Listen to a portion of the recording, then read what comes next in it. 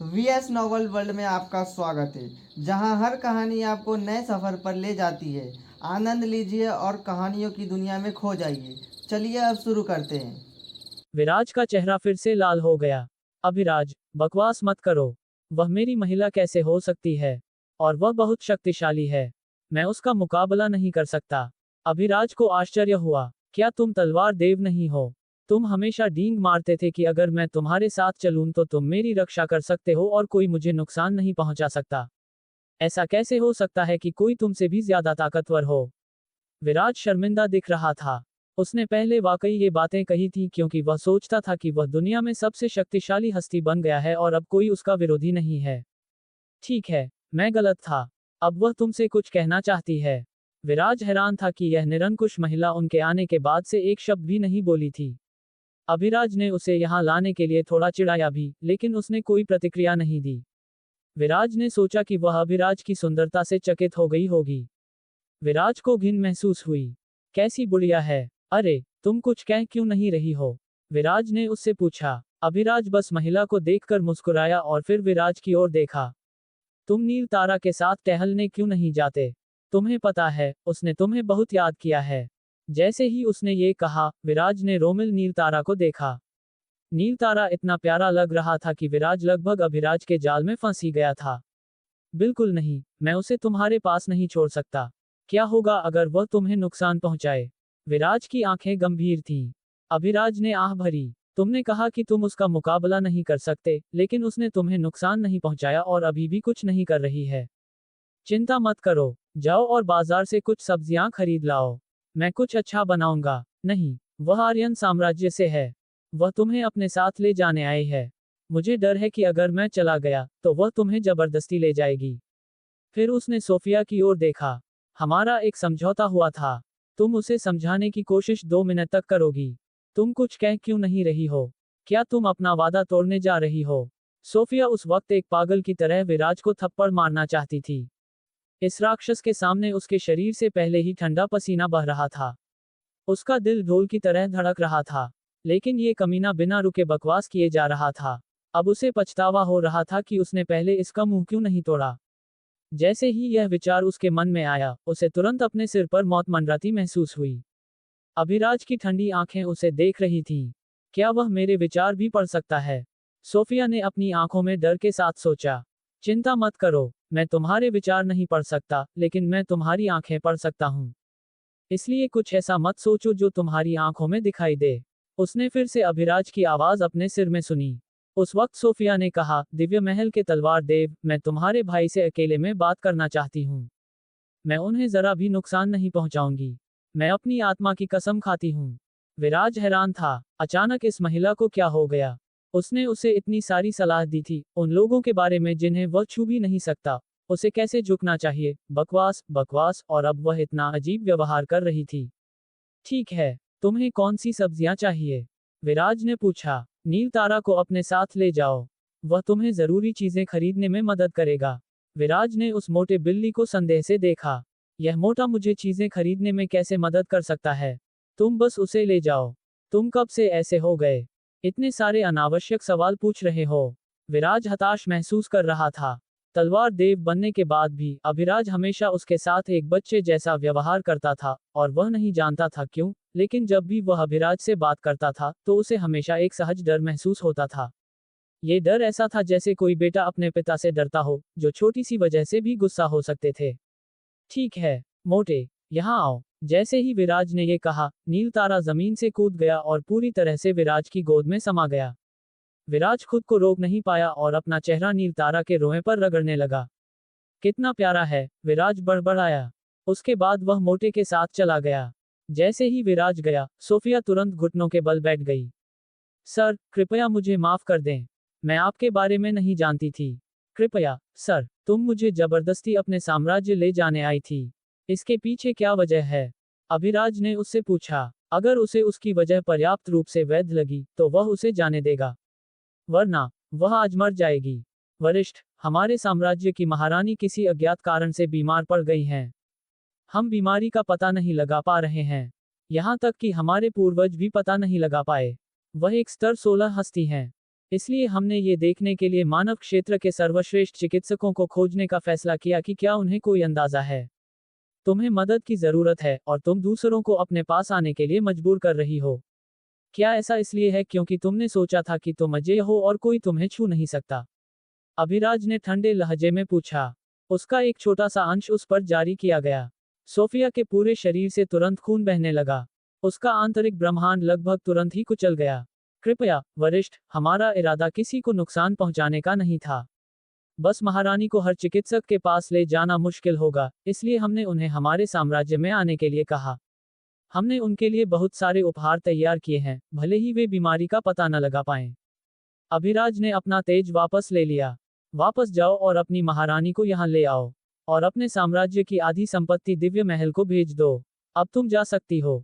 Sophia को लगा कि उसकी आत्मा में कुछ जान वापस आ गई है। धन्यवाद, वरिष्ठ, बहुत बहुत धन्यवाद। मैं 2 दिनों के भीतर खजाने भेज दूंगी और महारानी को जल्द ही ले आऊंगी। अभिराज ने अपना हाथ हिलाया और सोफिया फिर से पूरी तरह से ठीक हो गई। सोफिया ने उन्हें फिर से नमन किया और वहां से गायब हो गई। थोड़ी देर बाद विराज नील तारा के साथ वापस आया। विराज हैरान था जब उसने देखा कि सोफिया वहां नहीं थी। वह कहाँ गई? वह मरीज को लाने गई है। मैं उसे यह समझा पाया कि मरीज को यहाँ लाना सही है। नील तारा ने उसे तिरस्कार से देखा। उसने महसूस किया था जब अभिराज ने थोड़ी देर पहले अपना दबाव छोड़ा था। तुम सच में कुछ और ही हो, विराज ने उसकी तारीफ की। विराज, तुम मानव क्षेत्र के बारे में कितना जानते हो और क्या बाहर कोई अन्य जातियां भी हैं? विराज ने एक पल के लिए सोचा। यह अति गोपनीय है। क्या तुम वाकई इसे सुनना चाहते हो? मैंने इसे पूर्व महल के मालिक से सीखा था। विराज ने देखा कि अभिराज उसे अचानक ऐसे देख रहा था जैसे वह कोई मूर्ख हो। मुझे ऐसे मत देखो। मैं तुमसे पूछ रहा हूं क्योंकि तुम जितने ज्यादा रहस्य जानोगे, उतनी ही ज्यादा अपनी शांति खो दोगे। मुझे सलाह देना बंद करो, छोटे बच्चे। बस कह डालो, अभिराज ने उसे डांटा। तुम्हें पता है, मैं दिव्य महल का तलवार देव हूं, विराज ने हताशा से कहा। तो क्या, तुम अभी भी एक 10 साल के बच्चे हो? अभिराज ने तिरस्कार से कहा। तुम भी इस लिहाज से एक बच्चे ही हो, विराज ने जोर से खंडन किया। अभिराज ने और बहस नहीं की और खाना बनाना शुरू करने के लिए रसोई में चला गया। विराज उसकी मदद करने के लिए सब्जियां धोने लगा। उसे यहीं पर घर जैसा महसूस होता था। दिव्य महल उसके लिए एक दफ्तर जैसा था। काम करते हुए विराज ने अभिराज को वे सभी रहस्य बताए जो उसने पहले सीखे थे। अभिराज ये जानकर हैरान था कि मनुष्य एक पिंजरे जैसी दुनिया में रह रहे थे। किसी सर्वोच्च हस्ती ने उन्हें बाहरी दुनिया से बचाने के लिए वहां रखा था। बाहर एक विशाल दुनिया थी जहां दानव और अजगर रहते थे और शासन करते थे। वहां अन्य जातियां भी थीं। मानवता भी वहां एक बड़ी जाति थी। लेकिन मानवता की क्षमता अन्य जातियों की तुलना में कहीं ज्यादा थी, भले ही वे स्वाभाविक रूप से कमजोर थीं। इसलिए उन्होंने उनके खिलाफ साजिश रची। सभी अन्य जातियां मानवता को नष्ट करने के लिए एक साथ आईं। उस सर्वोच्च हस्ती ने मनुष्यों की आखिरी सांस को बचाने के लिए अपना जीवन दे दिया। अभिराज ने समझदारी से देखा। क्या ऐसा है? मैं निश्चित रूप से किसी दिन वहां जाना चाहूंगा। विराज ने उसे एक मूर्ख की तरह देखा। क्या तुमने अभी अभी मेरी बात नहीं सुनी? तुम नहीं समझोगे। आखिरकार तुम एक बच्चे जैसे हो। खैर, उस महिला ने कहा कि अगर मैं उसके मरीज को ठीक कर सका, तो वह अपने साम्राज्य की आधी संपत्ति दिव्य महल को दान कर देगी। उस धन का बुद्धिमानी से उपयोग करना और भी शक्तिशाली बनना। विराज की आंखें खुली रह गईं। वह व्यक्ति कितना महत्वपूर्ण था कि वे अपनी आधी संपत्ति देने को तैयार थे। कोई आश्चर्य नहीं कि वे इतने आक्रामक थे। आर्यन साम्राज्य में सोफिया महल पहुंची। सम्राट ज़ैनस सालार खड़े हुए और उसे देखकर मुस्कुराए। मौसी, क्या तुम चिकित्सक को ले आए हो? लेकिन सोफिया ने उसे जवाब नहीं दिया। इसके बजाय उसने उसे एक जोरदार थप्पड़ मारा। ज़ैनस सैकड़ों मीटर दूर जा गिरा। महल में मौजूद सभी लोग डर से खड़े हो गए। यह महिला इतनी गुस्से में क्यों थी? कमीने, तुम मुझे मारना चाहते थे, है ना? ज़ैनस मुश्किल से खड़ा हुआ। आप क्या कह रही हैं, मौसी? क्या हुआ? हुआ मेरी ऐसी तैसी। साम्राज्य की आधी संपत्ति तैयार करो और दिव्य महल को भेजो, अगर तुम नहीं चाहते कि आर्यन साम्राज्य नष्ट हो जाए। फिर सोफिया ने उन्हें बताया कि उसने वहां क्या देखा था। जब सोफिया ने अपनी कहानी खत्म की तो सभी के शरीर के रोंगटे खड़े हो गए। मुझे नहीं लगता कि पूर्वज भी उसका मुकाबला कर सकते हैं। 2 दिनों में धन भेजो और महारानी को उसके पास ले जाओ। मुझे यकीन है कि वह बस अपने हाथ के एक इशारे से उन्हें ठीक कर देगा। लेकिन अचानक उन्हें महसूस हुआ कि महल में जबरदस्त दबाव भर गया है। एक सफेद चोगा पहने एक बूढ़ा व्यक्ति वहां दिखाई दिया। मैं उसे उस आदमी के पास खुद ले जाऊंगा। मुझे देखने दो कि तुम सही हो या नहीं। पूर्वज, कृपया जल्दबाजी में कुछ भी न करें, सोफिया भयभीत हो गई। सोफिया की प्रतिक्रिया देखकर बूढ़ा व्यक्ति चकित रह गया। बच्ची, क्या तुम्हें सच में लगता है कि वह आदमी मुझसे ज्यादा ताकतवर है? तुम्हें पता है, मैं पूरे मानव क्षेत्र का सबसे शक्तिशाली आदमी हूं। सोफिया ने गहरी सांस ली। पूर्वज, कृपया मेरी अशिष्टता के लिए मुझे माफ करें, लेकिन मुझे सच में लगता है कि आप उसका मुकाबला नहीं कर सकते।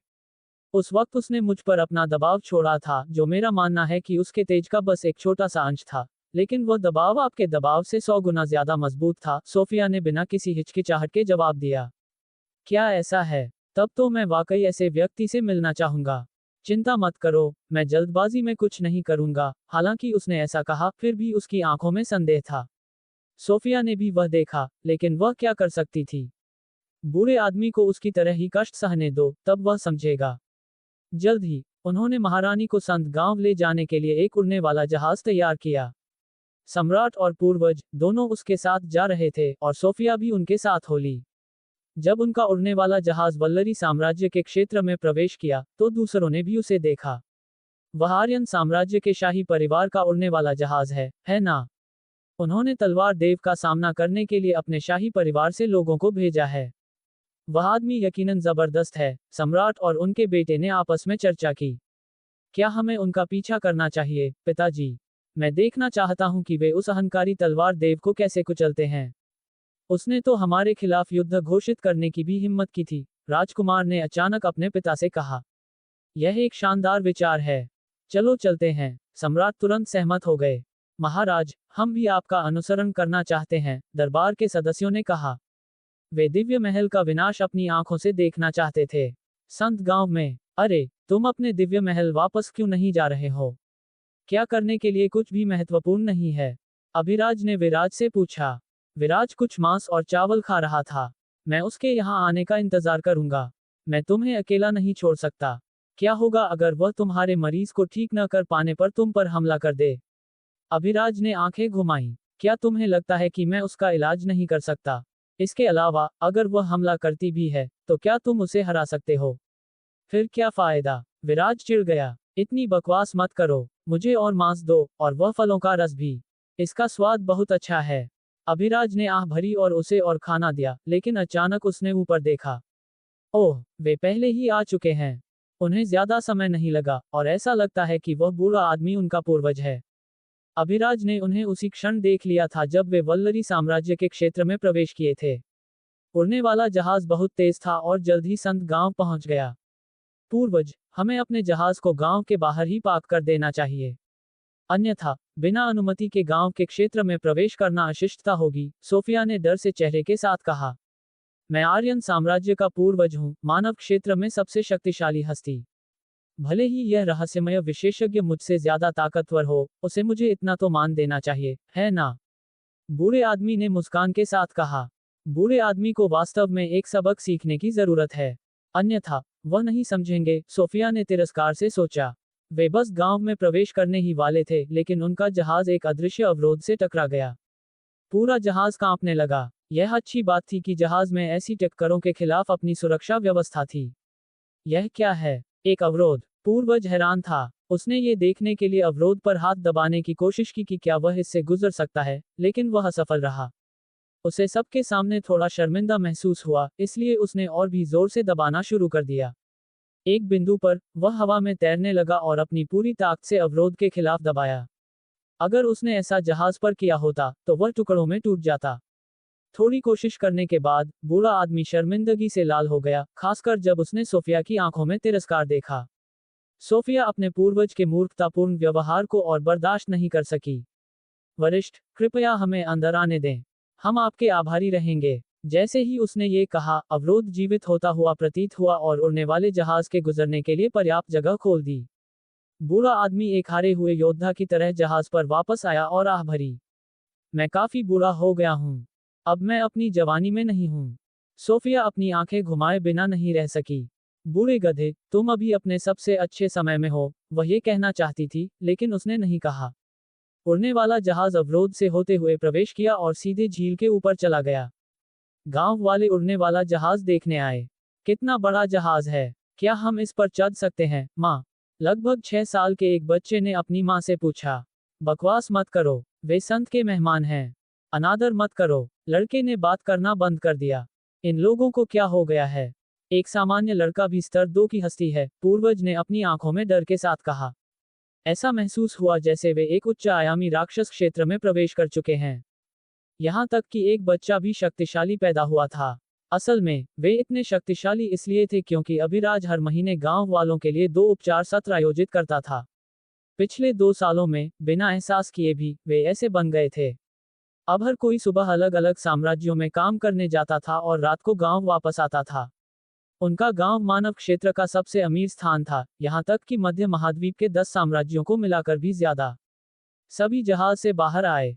एक बूढ़ा आदमी, एक खूबसूरत महिला, एक सुंदर नौजवान, और उनके पीछे एक ताबूत जैसा बक्सा तैर रहा था। बक्से का ऊपरी ढक्कन पारदर्शी था। अंदर एक बेहद खूबसूरत महिला को शांति से सोते हुए देखा जा सकता था। वे धीरे धीरे हवा में कदम रखे और अभिराज के घर की ओर गए, एक छोटा लेकिन सुंदर घर। जब वे नीचे आए, तो उन्होंने देखा कि एक बेहद सुंदर नौजवान, जो सम्राट ज़ेनस से भी ज्यादा सुंदर था, एक कुर्सी पर बैठा था। उसकी गोद में एक सफेद मोटा बिल्ली थी। एक और नौजवान उसके बगल में खड़ा था, सतर्कता से उनकी ओर देख रहा था। हम उन्हें यहाँ ले आए हैं, संत, सोफिया ने सम्मानपूर्वक कहा। उसने अभिराज को संत कहा, जैसे बाकी सभी कहते थे। अभिराज ने सिर हिलाया। वह खड़ा हुआ और पारदर्शी ढक्कन के माध्यम से महिला को देखने गया। सावधान रहना, अभिराज, विराज बड़बड़ाया। अभिराज ने बूढ़े आदमी की ओर देखा। बूढ़े आदमी, तुम बहुत बुरी तरह घायल लग रहे हो। तुम्हें किसने घायल किया? मानव क्षेत्र के सबसे शक्तिशाली आदमी। बूढ़ा आदमी शर्मिंदा था और साथ ही हैरान भी था। यह आदमी एक छोटे बच्चे जैसा लग रहा था। हालांकि विशेषज्ञ अपनी उम्र छिपा सकते थे, लेकिन इस हद तक नहीं। इसके अलावा, वह बता सकता था कि वह घायल था, भले ही किसी को इसके बारे में पता नहीं था। वह उस दिन से घायल था जब उसने उस दूसरी दुनिया के दानव से लड़ाई लड़ी थी। हालांकि उसने सभी को बताया था कि उसने उस दानव को अपने हाथ के एक इशारे से मार डाला था। हम बाद में बात कर सकते हैं। अभी ढक्कन खोलो, अभिराज ने बक्से में बंद महिला की ओर देखते हुए कहा। संत, उनकी त्वचा बाहरी वातावरण के प्रति अत्यधिक संवेदनशील है। जैसे ही हम ढक्कन खोलते हैं, उनका शरीर सड़ने लगता है, भले ही वह स्तर 10 की हस्ती हैं। अभिराज ने कुछ नहीं कहा और उनके ढक्कन खोलने का इंतजार किया। ज़ेनस ने सोफिया की ओर देखा और घबराते हुए उसे खोल दिया। लेकिन उनके घोर आश्चर्य के लिए, उनका शरीर पूरी तरह से ठीक था। यह क्या हो रहा है? ये कैसे संभव है? ज़ेनस बड़बड़ाया। अभिराज ने ज्यादा प्रतिक्रिया नहीं दी, जैसे कि उसे इस परिणाम की उम्मीद थी। फिर उसने अपना दाहिना हाथ उसके चेहरे के ऊपर बढ़ाया और अपनी उपचार प्रतिभा को सक्रिय किया। एक कोमल ऊर्जा उसके शरीर में प्रवेश करने लगी, और तुरंत उसका पूरा शरीर सड़ने लगा। जब ज़ेनस ने ये देखा तो वह घबरा गया। क्या ये छोटा लड़का सचमुच उसकी पत्नी को बचा सकता है? उसे संदेह होने लगा। अभिराज जोर से हंसा। लुका छिपी खेल रहे हो, है ना? उसने कहा, ऊर्जा के प्रवाह को बढ़ाते हुए। अचानक, महिला ने अपनी आंखें खोलीं। लेकिन वे गहरे काले थे। बच्चे, मेरे काम से दूर रहो, वरना यह महिला यकीनन मर जाएगी। लेकिन अभिराज को परवाह नहीं थी। उसने अचानक अपनी उंगलियां चटकाईं, और पूरी दुनिया काली होती हुई प्रतीत हुई। अभिराज हवा में तैरने लगा। उसका शरीर बढ़ा, और जल्द ही वह अपने सपने के अभिराज जैसा बन गया। उसकी आंखें ठंडी थीं। उसके शरीर से एक दबाव बाहर निकला जो इतना तीव्र था कि बूढ़ा आदमी सोफिया और ज़ेनस के साथ तुरंत घुटनों के बल बैठ गया। ये केवल वे ही देख सकते थे। अभिराज ने दुनिया को अपने क्षेत्र से अलग कर दिया था। ताबूत के अंदर की महिला हवा में तैरने लगी। अलगाव, अभिराज बड़बड़ाया। तुरंत, उसका शरीर और आत्मा अलग हो गए। उसकी आत्मा उसकी नहीं थी। यह उसकी और एक भयानक दानव का मिश्रण थी। पूर्वज कांपने लगा। केवल वह ही उस राक्षस के आतंक को जानता था। ये कैसे संभव है? मैंने यकीनन उसे अपने पैतृक हथियार, विनाश की मुहर, का उपयोग करके मार डाला था। दानव ने तिरस्कार से कहा, बूढ़े कुत्ते, क्या तुम्हें लगता है कि तुमने उस दिन मुझे अपनी तुच्छ ताक से मार डाला था? पूर्वज गुस्से और डर से कांप रहा था। उसने उस कमीने को हराने के लिए अपना पैतृक हथियार, विनाश की मुहर, का बलिदान कर दिया था। उसने इस प्रक्रिया में अपने मूल स्रोत को भी चोट पहुंचाई थी। फिर भी वह दानव अभी भी जिंदा था और उसने तो उसके संरक्षण में साम्राज्य की महारानी पर भी कब्जा कर लिया था। ये वास्तव में उसके अस्तित्व के लिए एक अपमान था। लेकिन वह जानता था कि वह अब उस दानव को नहीं हरा सकता। सबसे पहले, वह अब अपनी जवानी में नहीं था, और वह पहले ही अपना हथियार खो चुका था, जिसका उपयोग उसने दानव को पहले हराने के लिए किया था। दूसरे, दानव पहले ही महारानी की आत्मा के साथ विलीन हो चुका था। अगर उसने कुछ भी जल्दबाजी में किया, तो एक संभावना थी कि वह केवल महारानी को ही नुकसान पहुंचाएगा और असली दानव का कुछ भी नहीं कर पाएगा। तो उसकी एकमात्र उम्मीद ये सर्वोच्च हस्ती थी जो इस वक्त बिल्कुल शांत आंखों के साथ अंधेरी दुनिया में तैर रही थी। वे आंखें इतनी शांत थीं कि वे सिहरन पैदा कर रही थीं। अस्तित्व के नियम में केवल ताकत ही हर चीज पर शासन करती है। चलो तुम्हारा दुख खत्म करते हैं, ओ छोटे दानव। मुझे काम है। मोटे नील तारा ने अभी तक खाया नहीं है। अगर वह ठीक से नहीं खाएगा, तो वह पतला हो जाएगा। इसकी बिल्कुल भी अनुमति नहीं है। इसलिए तुम्हें जल्दी मरना होगा, अभिराज धीरे से बड़बड़ाया। तुमने क्या कहा, बदमाश? तुम्हें लगता है कि तुम ताकत के इस स्तर के साथ मेरा कुछ भी कर सकते हो? तुम उस लड़के से बहुत दूर हो, दानव गुर्राया। अभिराज ने बस स्तर 17 का दबाव छोड़ा था। दानव वास्तव में स्तर 19 का था। अभिराज ने कुछ नहीं कहा, बस उसके शरीर से बाहर निकलने वाला दबाव तेजी से बढ़ने लगा। ओह, क्या तुम में अभी भी कुछ ताकत बची है?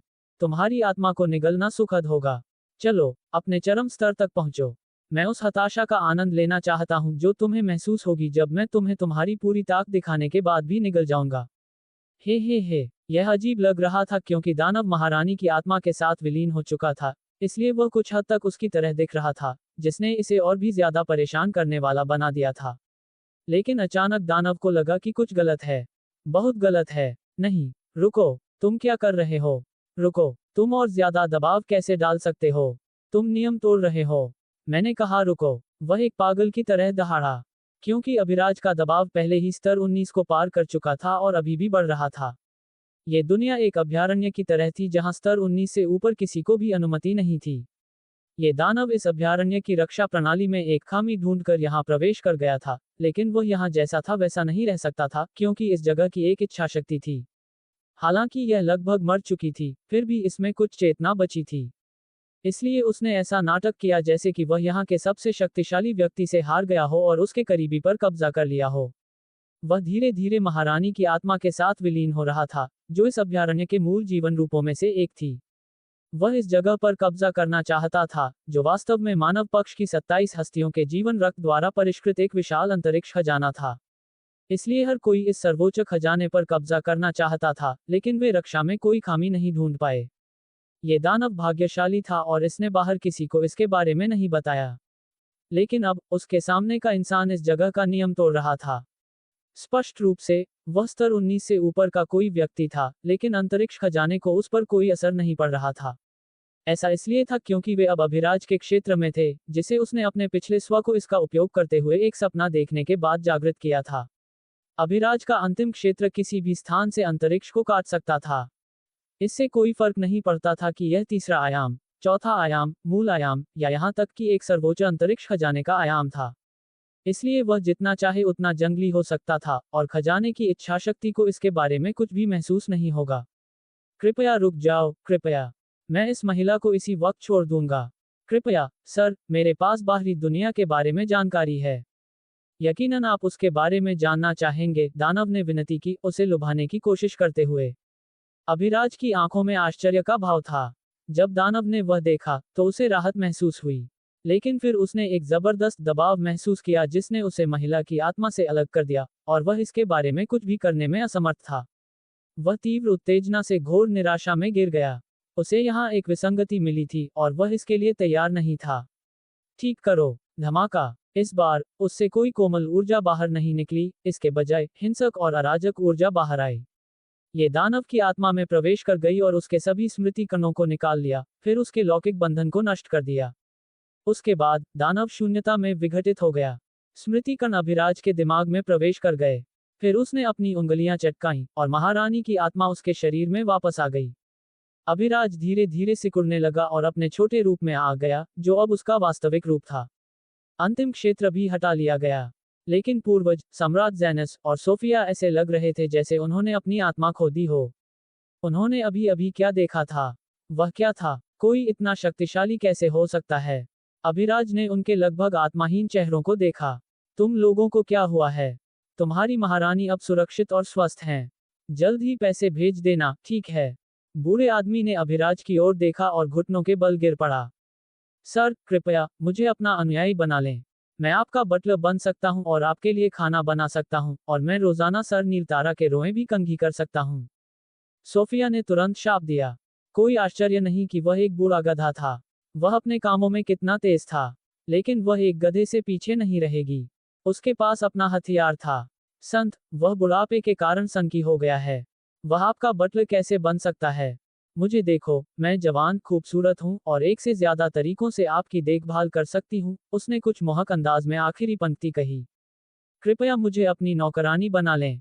जैनस और उसकी पत्नी, जो अभी अभी उठी थी, इस दृश्य को देखकर पूरी तरह से हक्के बक्के रह गए थे। क्या ये मेरे साम्राज्य के दो सर्वोच्च प्राणी हैं? मैं उन्हें अब क्यों नहीं पहचान पा रहा हूँ? प्यारे, क्या हो रहा है? क्या तुम मुझे बता सकते हो, प्लीज? उसकी पत्नी ने भ्रम में उसकी ओर देखा। जैनस ने अपनी खूबसूरत पत्नी की ओर देखा और फिर उसके माथे को चूमा। उसके बाद उसने उसे सब कुछ बताया। एलिजा की आंखें चौड़ी हो गईं। ये कुछ और नहीं बल्कि एक रोमांचक कहानी थी जो उसके अपने जीवन में हुई थी। प्यारे, तुम कपड़े बहुत अच्छी तरह से धो सकते हो, और मैं खाना बना सकती हूँ। क्यों ना हम दोनों भी किसी पद के लिए आवेदन करें? एलिजा ने मासूमियत से पूछा। अपनी पत्नी की बातें सुनकर जैनस को ऐसा लगा जैसे उसके पैरों के नीचे की जमीन अचानक गायब हो गई हो। प्यारे, तुम्हें पता है कि मुझे खाना बनाना पसंद है। तुम कपड़े क्यों नहीं धोती? जैनस ने गंभीरता से जवाब दिया। वह विश्वास नहीं कर सकता था कि उसकी पत्नी, मौसी और पूर्वज एक पद के लिए उससे प्रतिस्पर्धा कर रहे थे। लेकिन उन्हें यह नहीं पता था कि अभिराज ने पहले ही अपना क्षेत्र हटा लिया था और अब हर कोई उन्हें देख सकता था। पूरा महल शांत था, यहाँ तक कि विराज को भी ऐसा महसूस हुआ जैसे वह किसी बुरे सपने में हो। ऐसा हो ही नहीं सकता कि यह सच हो। आर्यन साम्राज्य का सम्राट, वह पागल औरत, और शायद उनका पूर्वज अभिराज का नौकर बनने के लिए झगड़ रहे थे। यह उसके लिए बिल्कुल अविश्वसनीय था। लेकिन तभी गांव वालों की ओर से एक जोरदार दहाड़ आई। तुम लोग इतने बेशर्म कैसे हो सकते हो? महान संत तुम्हें अपने सेवक के रूप में कैसे स्वीकार कर सकते हैं? एक युवा और खूबसूरत महिला ने जोर से कहा। विराज को तुरंत लगा कि वह लड़की बहुत प्यारी और शानदार है। उन कमीनों को डांटने वाली कितनी खूबसूरत लड़की है। उसने उसे अंगूठा दिखाया। लेकिन फिर, उन्हें मुझे अपनी सेविका के रूप में स्वीकार करना चाहिए। मैं जवान हूँ, और मेरा खास हिस्सा अभी भी कसा हुआ है, कुछ बूढ़ी चुड़ैलों की तरह नहीं। उसने सोफिया और महारानी को तिरस्कार से देखते हुए कहा। विराज ने लगभग अपनी तलवार निकाल ही ली थी। वह उस हरामजादी को मार डालेगा। अभिराज, हालांकि, पहले ही वहां से गायब हो चुका था। वह यादों को आत्मसात कर रहा था। वह जानना चाहता था कि बाहर क्या चल रहा था। वह अभी भी बाहर जाने के लिए काफी मजबूत नहीं था, लेकिन उसे यकीन था कि जल्द ही अंतरिक्ष खजाने के बाहर से ज्यादा जीवन रूप उनसे मिलने आएंगे। अगर वह दानव एक खामी ढूंढ सकता था, तो दूसरे भी जल्द ही ऐसा कर पाएंगे। उसे उसके लिए तैयारी करने की जरूरत थी। बाहरी दुनिया में, दानव देव, वह गंदा कमीना अभी अभी मर गया है। उसकी आत्मा बुझ गई है। हम क्या करें? अब हमें जानकारी कहाँ मिलेगी? चिंता मत करो, मुझे एक ऐसी जगह पर ले आओ जहां वह पहले रहा हो। मैं उसे उस जगह की अंतरिक्ष समय नदी से बाहर लाऊंगा, जिस आदमी का चेहरा नहीं देखा जा सकता था, उसने धीरे से बड़बड़ाया। हाँ, महाराज, कृपया मेरे साथ आइए। मैं आपको ऐसी जगह पर ले आऊंगा। जल्द ही वे उस दानव के घर पहुंचे। मेरे प्रभु, यह उस कमीने का घर है। मध्यम आयु वर्ग के व्यक्ति, जिसके सिर पर 4 उत्कृष्ट सींग थे जो एक मुकुट की तरह दिखते थे, उसने उस जगह को देखा। उसने अपना दाहिना हाथ बढ़ाया और बड़बड़ाया, अंतरिक्ष समय का उल्टाव। तुरंत, युगों युगों का समय उल्टना शुरू हो गया। लेकिन अजीब बात यह थी कि इस अंतरिक्ष समय के उल्टाव के दृश्य में उस दानव का एक भी निशान नहीं था। ये कैसे संभव है? उसका अस्तित्व समय की नदी से कैसे गायब हो सकता है? सेवक ने पूछा। लेकिन दानव देव बहुत शांत था। उसने उसी क्षण अंतरिक्ष समय के उल्टाव को रोका और अपना हाथ अपनी ठोड़ी पर रखा। रोचक, उस अंतरिक्ष खजाने में कोई ऐसा है जो किसी के अस्तित्व को पूरी तरह से मिटा सकता है। रोचक, बहुत रोचक। दानव देव ने उन शब्दों को चुपचाप नहीं बड़बड़ाया, इसलिए उसके सेवक ने ये सुना। उसकी आंखें खुली रह गईं। क्या वहां ऐसा कोई मौजूद है, मेरे प्रभु? तो क्या वह आपसे भी ज्यादा शक्तिशाली है? उसने भ्रम में पूछा। जरूरी नहीं। शायद उसके पास कोई खास शक्ति या खास खजाना हो जो ऐसा कर सकता हो। इसलिए मैंने कहा कि यह रोचक है। तो मालिक, हमें किसी भी कीमत पर वह शक्ति प्राप्त करनी होगी। यहां तक कि आपकी शक्ति भी ऐसा नहीं कर सकती, मालिक।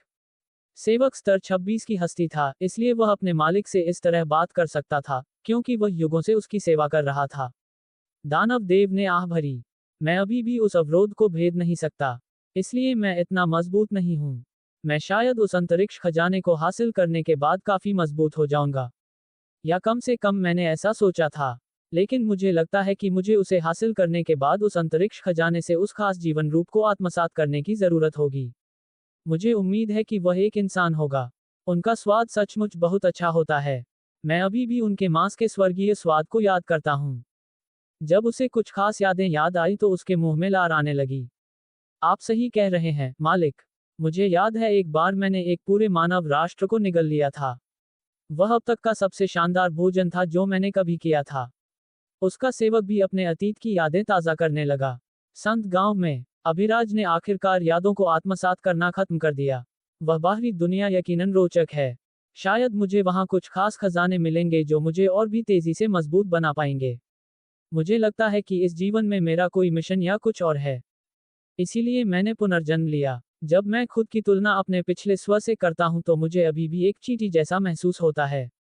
मैं कितना शक्तिशाली था, अभिराज बड़बड़ाया। फिर वह फिर से बाहर आया।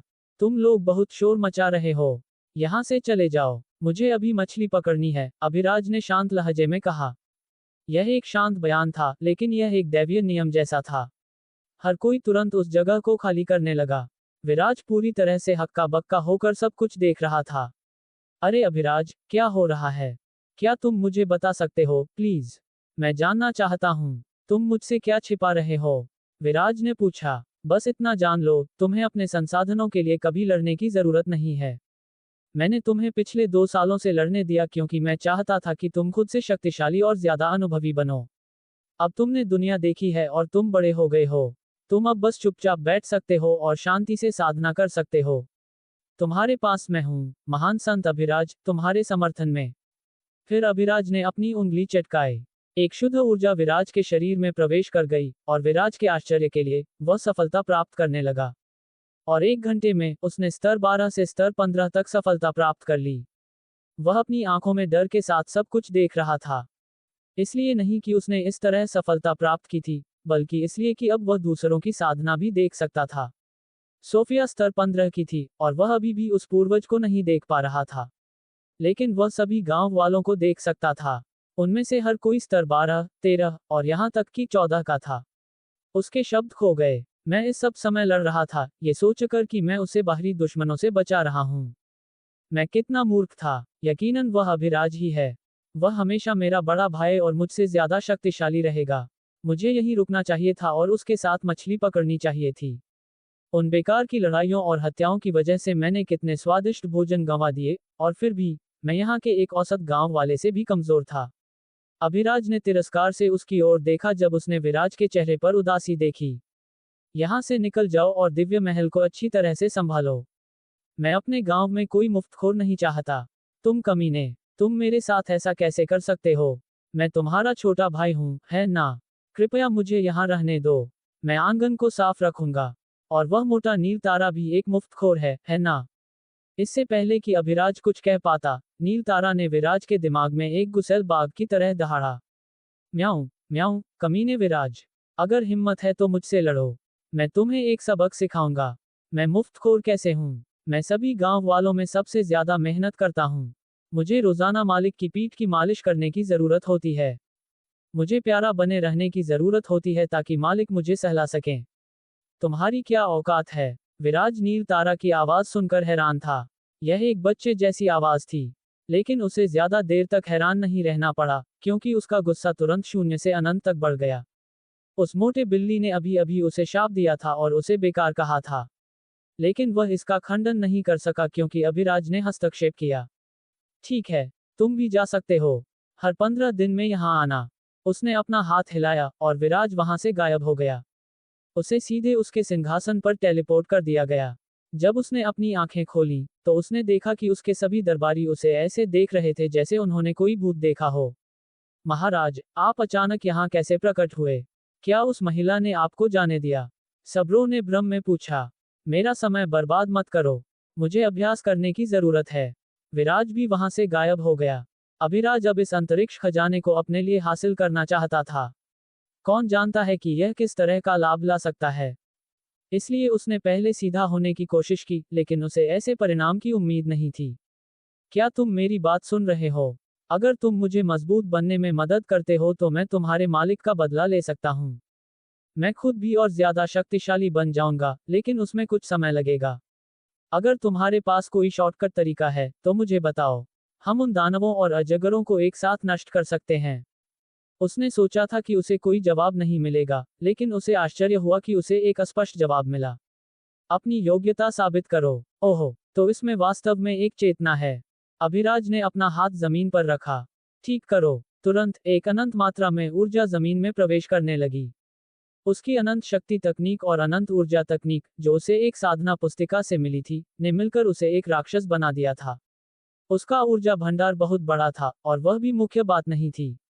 उसकी ऊर्जा पुनर्जनन उसकी खपत से भी ज्यादा तेज थी। 5 दिन बाद, प्लीज सर, रुक जाए। मैं और नहीं ले सकती, एक महिला की आवाज अभिराज के दिमाग में प्रवेश कर गई। यह एक स्पष्ट आवाज थी। अभिराज का चेहरा काला पड़ गया। ऐसे बात मत करो जैसे मैं तुम्हारा यौन उत्पीड़न कर रहा हूँ। ठीक से बात करो। मुझे माफ करना। कृपया और ज्यादा ऊर्जा डालना बंद करें। मैं अब पूरी तरह से ठीक हो गई हूँ, और मेरा ऊर्जा भंडार भी भरा हुआ है। अगर आप ऊर्जा डालना जारी रखते हैं तो मैं फट सकती हूँ। वही आवाज फिर से सुनाई दी। अभिराज नहीं जानता था क्यों, लेकिन वह अभी भी अश्लील लग रहा था। लेकिन उसने जाने दिया और रुक गया। क्या तुम इस खजाने की आत्मा हो? हाँ सर, मैं वास्तव में इस खजाने की आत्मा हूँ। मैं दानव देव और नाग देव के एक साथ एक जबरदस्त वार से गंभीर रूप से घायल हो गई थी। अभी अभी, मैं आपकी बदौलत पूरी तरह से ठीक हो गई हूँ। ठीक है, क्या तुम्हारे पास मुझे और शक्तिशाली बनाने का कोई तरीका है? सर, मैं एक ऐसा खजाना हूँ जिसकी कोई सीमा नहीं है। मेरे मालिक ने मुझे एक परित्यक्त जगह पर पाया था। मैं आपके साथ असीम रूप से विकसित हो सकती हूँ, और आप भी मेरे माध्यम से मजबूत बनने में सक्षम होंगे। अभिराज तुरंत ऊब गया। तुम उबाऊ लग रही हो। तुम मुझे तुरंत शक्तिशाली नहीं बना सकती। तो फायदा क्या है? आत्मा ने जवाब नहीं दिया। ठीक है, बस मेरे साथ विलीन हो जाओ। मैं 2 साल में उस बाहरी दुनिया में प्रवेश करना चाहता हूँ। अगर तब तक तुम्हारा कोई उपयोग होता है, तो मैं तुम्हारे मालिक का बदला लूंगा। अगर नहीं, तो उसके बारे में भूल जाओ। धन्यवाद, सर, मैं विलीनीकरण शुरू कर रही हूँ। लेकिन 20 मिनट इंतजार करने के बाद भी कुछ नहीं हुआ। अरे, तुमने अभी तक शुरू क्यों नहीं किया? अभिराज ने ठंडे लहजे में पूछा। सर, मैं आपके साथ विलीन नहीं हो सकती। आपको ये करना होगा। मैं आपकी अनुमति के बिना आपकी ऊर्जा निकालने में सक्षम नहीं हूँ, आत्मा ने अजीब तरह से कहा। ठीक है, ठीक है। मैं तुम्हें अनुमति देता हूँ। तुम वास्तव में बेकार हो। फिर तुरंत अंतरिक्ष खजाना हिलने लगा, जो वास्तव में मानव क्षेत्र था। क्या हो रहा है? मानव क्षेत्र क्यों हिल रहा है? क्या कोई और बाहरी दानव प्रकट हुआ है? हर शक्तिशाली इंसान डर से कांपने लगा। आर्यन साम्राज्य कहाँ है? क्या पूर्वज अभी भी उसे मार सकते हैं? अरे पूर्वज, आपको क्या लगता है कि क्या हो रहा है? मुझे नहीं पता। मुझसे कुछ मत पूछो। भले ही कोई छोटा दानव प्रकट हो, वह उसके लिए एक खिलौना बन जाएगा। वह अभिराज से इलाज के लिए पूछना चाहता था, लेकिन उसने उस दिन हिम्मत नहीं की थी। फिर भी उसने सोचा कि अगर वह उसके या विराज के लिए कुछ कर सका, तो शायद अभिराज उसे ठीक कर देगा। उस उम्मीद के साथ, उसने साम्राज्य छोड़ दिया। 5 घंटे बाद, अंतरिक्ष खजाना अभिराज के साथ विलीन हो गया। विलीनीकरण की अनुमति देने के लिए धन्यवाद, मालिक, आत्मा ने उसे धन्यवाद दिया। ठीक है, तुम्हें भी बड़ा होना शुरू कर देना चाहिए। मुझे और ज्यादा शक्तिशाली बनने की जल्दी है। और इसके साथ ही 2 साल बीत गए। 2 साल बाद, अभिराज अंतरिक्ष खजाने के किनारे हवा में खड़ा था। निनी, अंतरिक्ष खोलो, हम बाहरी दुनिया में प्रवेश करने जा रहे हैं, उसने आत्मा को आदेश दिया। मालिक, क्या आप निश्चित हैं? बाहरी दुनिया खतरनाक है। चिंता मत करो, कर डालो। अभिराज इस समय स्तर 26 का था। उसका आत्मविश्वास वहां से नहीं आ रहा था, बल्कि वह एक और स्रोत से आ रहा था। उसने कल ही अपनी प्रणाली को और उसके साथ अपने पिछले जीवन के सभी अनुभव को जागृत किया था। युमिको, विकास प्रक्रिया शुरू करो। जी, मालिक। तुरंत, उसके शरीर में जबरदस्त मात्रा में ऊर्जा प्रवेश करने लगी। इस बार उसकी प्रणाली एक विसंगति जैसी चीज में विकसित हुई, क्योंकि अगर रोशनी की मुख्य आत्मा यहाँ होती, तो वह उसकी उपस्थिति को महसूस करने में सक्षम नहीं होती। वह इस समय एक सच्ची प्रणाली बन गई थी। निनी ने द्वार खोला और अभिराज की विकास प्रक्रिया भी समाप्त हो गई। डिंग, आपका विकास समाप्त हो गया है। अब आप अपनी विशेषताओं को देख सकते हैं, मालिक। मालिक, अभिराज, शरीर, 100 आयाम, आत्मा, 100 आयाम, प्रतिभा, अनंत बोध, स्तर, 27, प्रणाली क्षमता, सभी चीजों का निर्माण। सभी चीजों का निर्माण, आप अपनी कल्पना से कुछ भी बना सकते हैं। अभिराज के पैनल में अब 2 और पंक्तियां थीं। वह अपना स्तर देख सकता था, और एक और प्रणाली क्षमता पंक्ति थी। सभी चीजों का निर्माण एक पूरी तरह से हास्यास्पद क्षमता थी, क्योंकि वह क्या बना सकता था, इस पर कोई प्रतिबंध नहीं था। वह जो कुछ भी कल्पना कर सकता था, वह उसे बना सकता था। ये वह क्षमता थी जो युमिको ने अभिराज के अनंत ऊर्जा स्रोत के कारण हासिल की थी। अभिराज का एक और अतीत था जिसके बारे में प्रणाली उसे बताना चाहती थी, लेकिन कुछ इसे बाधित कर रहा था। इसलिए उसका वास्तविक अतीत अभी भी पूर्ण अंधकार में छिपा हुआ था। निनी ने भी अभिराज के विकास को महसूस किया क्योंकि वह इस समय अभिराज के ऊर्जा स्रोत से जुड़ी हुई थी, और उसने महसूस किया कि एक अवरोध अभी अभी टूट गया है। उसकी परिमित मात्रा में ऊर्जा तुरंत अनंत हो गई। उस ऊर्जा की अब कोई सीमा नहीं थी। मालिक, आप वास्तव में कौन हैं? क्या आप मुझे बता सकते हैं? मेरे पिछले मालिक आपकी तुलना में एक बच्चे जैसे थे, निनी ने पूछा। अभिराज अब 190 सेंटीमीटर लंबा था, उसने एक काला ट्रेंच कोट पहना हुआ था। उसके हाथ उसकी पीठ के पीछे थे, और उसका पहले से ही दिव्य रूप अब देवत्व के क्षेत्र तक उठ गया था। उसकी उपस्थिति एक सर्वोच्च शासक की बन गई थी। अब तक वह अभी भी एक 12 साल का बच्चा था, भले ही उसके पास अपना खुद का तेज था, जिसे उसने अपने सपने से इकट्ठा किया था। लेकिन अब वह सपने का असली संस्करण था। वह अभिराज था, रचना की अंतिम विसंगति। तुम्हें बस इतना जानने की जरूरत है कि मैं तुम्हारा मालिक हूं, और मैं तुम्हारे पिछले मालिक का बदला लूंगा। लेकिन तुम्हें कुछ करना होगा। तुम अंतरिक्ष को निगल जाओगी और अपनी असली क्षमता दिखाओगी। मैं चाहता हूं कि तुम हर उस आयाम को निगल जाओ जहां मैं जाता हूं और उसे अपना हिस्सा बनाओ। मैं तुम्हारी ताकत को अपने अधीनस्थों की ताकत का हिस्सा बनाऊंगा। उनकी शक्ति उतनी ही हो जाएगी जितना अंतरिक्ष तुम निगलोगी। क्या ये स्पष्ट है? मैं समझती हूँ, मालिक। चिंता मत करो, मैं तुम्हें अपनी योग्यता दिखाऊंगी। अच्छा, अब चलते हैं। अभिराज ने अपना दाहिना पैर बाहरी दुनिया में रखा। तुरंत, उस बाहरी दुनिया, जो एक आयाम था, की नियति और अंतरिक्ष समय की पूरी नदी खाली हो गई। अब कोई निश्चितता नहीं रही। हर शासक ने इस आयाम पर अपने पूर्ण नियंत्रण की शक्ति खो दी थी, जैसे दानव देव और नागदेव। क्या हुआ? ये कैसे संभव है? इस बार शांत और चुप दानव देव अपने मूल से घबरा गया था। ऐसा पहले कभी नहीं हुआ था। अंतरिक्ष खजाना अभी अभी खुला है, और ऐसा हुआ। मुझे लगता है कि वह खास हस्ती अभी अभी बाहर आई है, उसने अपने दिमाग में सोचा। क्या वह इतना शक्तिशाली है? वह नियति और अंतरिक्ष समय की नदी को पूरी तरह से खाली कर सकता है। एक अजगर उसके सामने प्रकट हुआ। लुसिफर, मुझे पता है कि तुम कुछ जानते हो। मुझे बताओ क्या हो रहा है। अगर यह नागदेव शेनरोन नहीं है, क्या तुम समझाना चाहोगे कि मैं तुम्हें ये क्यों बताऊंगा? लुसिफर ने एक मुस्कुराहट के साथ पूछा। भले ही वह भी डरा हुआ था, वह नागदेव को यह नहीं दिखा सकता था। लुसिफर, तुम कमीने, तुम जानते हो कि तुम भी डरे हुए हो। बस मुझे बताओ, मैं तुम्हें 10 मूल पत्थर दूंगा। लुसिफर की आंखें चमक उठी। मूल पत्थर वे पत्थर थे जो उन्हें हर अराजक युग के अंत में मिलते थे जब उनका आयाम एक साथ नष्ट और पुनर्निर्माण करना शुरू कर देता था। उस वक्त, ये मूल पत्थर सर्वनाश की जगह पर प्रकट होते थे। तब हर जाति की ओर से एक शिकार शुरू होता था। वे जितने ज्यादा मूल पत्थर प्राप्त कर सकते थे, अगली अराजक युग में वह जाति उतनी ही ज्यादा शक्तिशाली हो जाती थी। अजगर और दानव सबसे प्रमुख जातियां थीं क्योंकि उनके पूर्वजों, शेनरोन और लुसिफर को सबसे ज्यादा मूल पत्थर मिले थे। मूल पत्थर उन्हें और भी मजबूत बना सकते थे। जातियों के अन्य सर्वोच्च ज्यादा हासिल नहीं कर सके क्योंकि सर्वोच्च सर्वनाश की जगह में प्रवेश नहीं कर सकते थे, क्योंकि अगर वे वहां प्रवेश करते थे तो उनका भौतिक शरीर नष्ट होना शुरू हो जाता था। केवल स्तर 24 से नीचे की हस्तियां ही उस जगह में प्रवेश कर सकती थीं और उनके लिए मूल पत्थर इकट्ठा कर सकती थीं। और हर अराजक युग में, उन्हें केवल लगभग 100 या उससे ज्यादा मूल पत्थर ही मिलते थे। वे सभी जातियों के बीच वितरित किए जाते थे। उनसे पहले, मानव जाति वहां की सबसे मजबूत जाति थी, लेकिन उन्होंने उनके खिलाफ साजिश रची और उनके पूर्वज को मार डाला। अब वे इस आयाम के 2 सबसे शक्तिशाली हस्ती थे। क्या तुम्हें यकीन है कि तुम मुझे 10 मूल पत्थर देना चाहते हो? तो मैं तुम्हें जवाब दूंगा। लुसिफर ने अपने होंठ चाटे।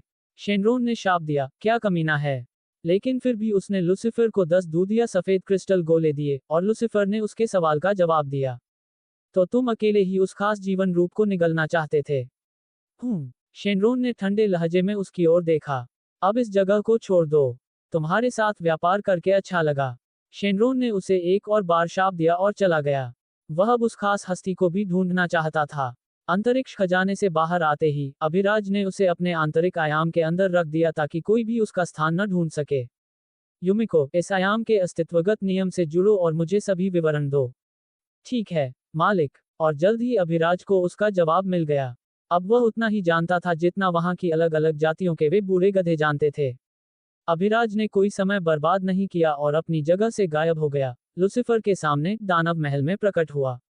उसने अपने सामने सुंदर दानव की ओर देखा। मुझे 50 मूल पत्थर दो और मैं तुम्हारी जान बख्श दूंगा, उसने प्रकट होते ही धमकी दी। लूसीफर सामने आए नए व्यक्ति को मनोरंजन के साथ देख रहा था क्योंकि वह उसे देख नहीं पा रहा था। क्या तुम वह जीवन रूप हो जो उस अंतरिक्ष खजाने से प्रकट हुआ? भले ही वह शांत दिख रहा था, लेकिन वह अंदर से डरा हुआ था। यह इंसान उसकी धारणा द्वारा ध्यान दिए बिना यहाँ प्रकट हुआ था। यहाँ तक कि अब अभिराज उसके सामने खड़ा था, लेकिन वह उसे बिल्कुल भी महसूस नहीं कर पा रहा था। ऐसा लग रहा था जैसे वह सिर्फ एक भ्रम हो। इसलिए उसने तुरंत नागदेव से संपर्क किया। अभिराज ने देखा कि दानव किसी से संपर्क कर रहा था, लेकिन उसने उसे नहीं रोका। वह यहाँ और लोगों को चाहता था। वह उन्हें अपनी उपस्थिति एक साथ ही बता देगा। वह कमीना खुद ही मुझसे संपर्क कर रहा है।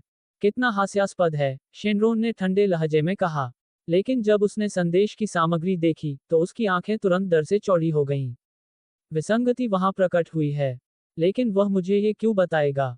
वह आसानी से उस शक्ति को निगल सकता है। क्या ये कोई जाल है? शेनरॉन जोर से सोच रहा था, लेकिन वह फिर भी वहां गया। संदेश की सामग्री उसके लिए बहुत ज्यादा लुभावना थी। वह आग्रह का विरोध नहीं कर सका और फिर भी गया।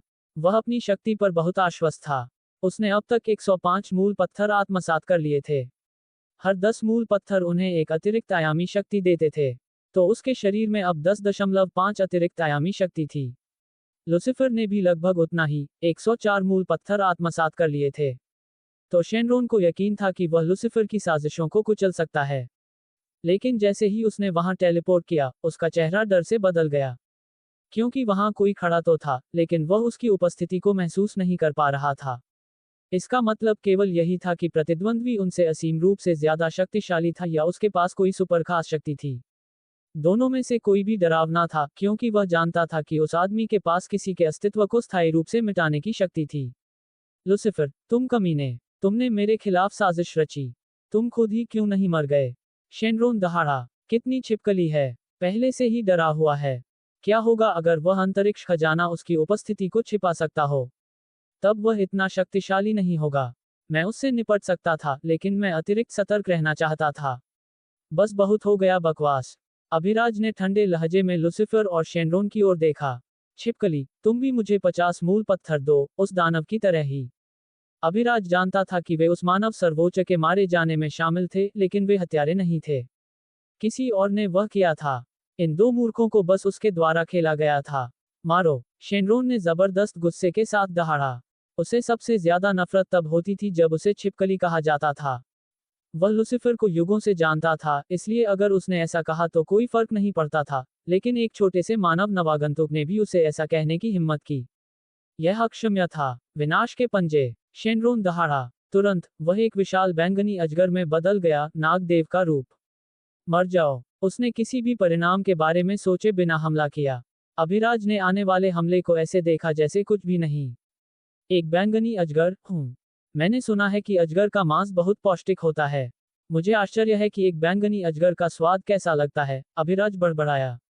लेकिन लूसीफर और शेनरॉन दोनों सुन सकते थे कि वह क्या बड़बड़ा रहा था। क्या यह आदमी असली है? इसे इस पागल अजगर से बिल्कुल भी कोई दबाव महसूस नहीं होता है। ये कैसे संभव है? यहाँ तक कि मैं भी अभिभूत महसूस कर रहा हूँ। इस कमीने ने पिछले युग में एक और मूल पत्थर का सेवन किया होगा, लूसीफर ने सोचा। लेकिन शेनरॉन ने तर्क की सभी भावना खो दी थी। अजगर बहुत गर्वित प्राणी होते हैं, और शेनरॉन उनका पूर्वज था।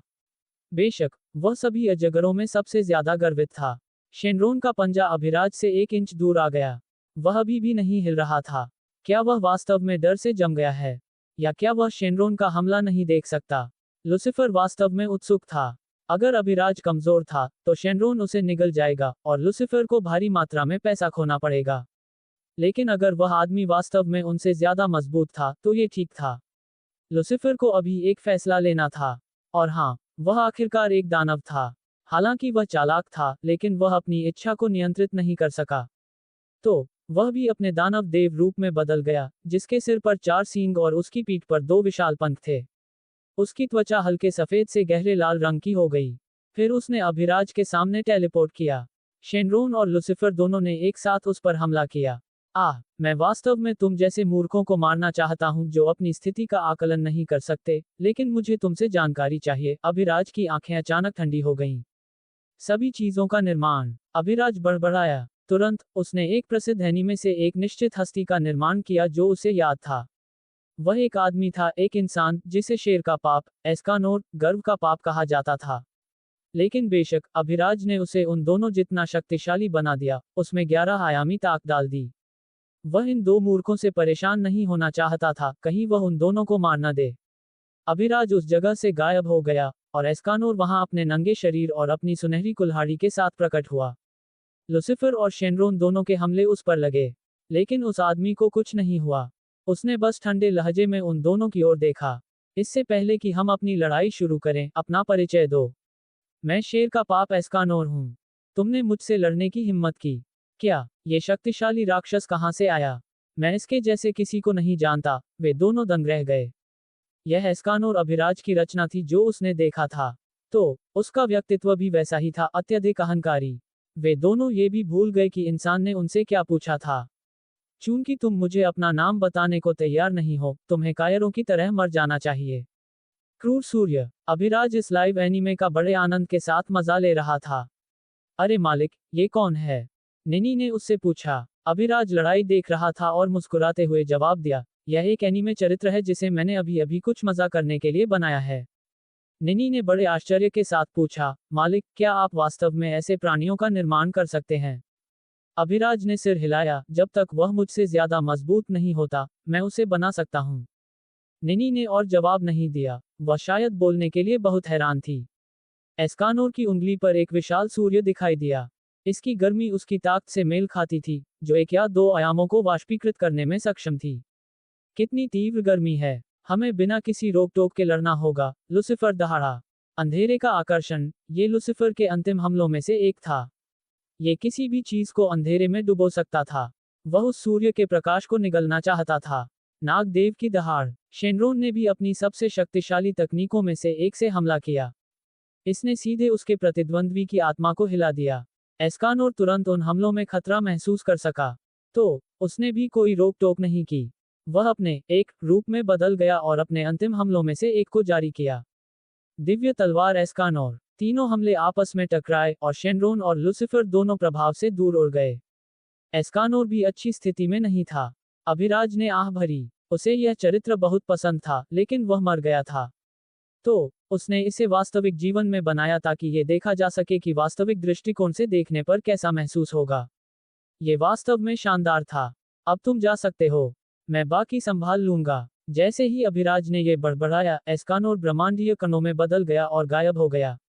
लुसिफर और शेनरोन पतन के कगार पर थे। अभिराज उनके पास गया, अपना दाहिना हाथ बढ़ाया और पकड़ने की गति की। तुरंत वे दोनों उसके सामने उड़ गए। मुझे तुम्हारे सभी मूल पत्थर दो, अभिराज ने धीरे से बड़बड़ाया। वह भी उनसे मास्टरमाइंड के बारे में नहीं पूछेगा। वह जानता था कि निनी के पिछले मालिक की मौत के पीछे एक बड़ा रहस्य हो सकता है। तो वह उनके साथ अपना अच्छा समय लेगा। इसके अलावा उसने पहली बार आयाम मास्टर रूप को सक्रिय करने पर महसूस किए गए अवरोध के समान एक अवरोध महसूस किया। उस अवरोध के परे इस मूल आयाम का चौथा आयामी अंतरिक्ष होना चाहिए, और शायद कोई बड़ी हस्ती इस मामले में शामिल थी। उसने इस बारे में उस क्षण सोचा जब वह स्तर 27 हस्ती बन गया था। लुसिफर और शेनरोन दोनों ने उसे अपने सभी मूल पत्थर दिए, कुल 98 पत्थर। कितने गरीब, अभिराज बड़बड़ाया। उसने उन्हें जाने दिया और अंतरिक्ष से गायब हो गया।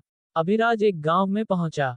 यह एक बौने का गांव था जहां ज्यादातर नश्वर लोग रहते थे, हालांकि कुछ थोड़े शक्तिशाली थे।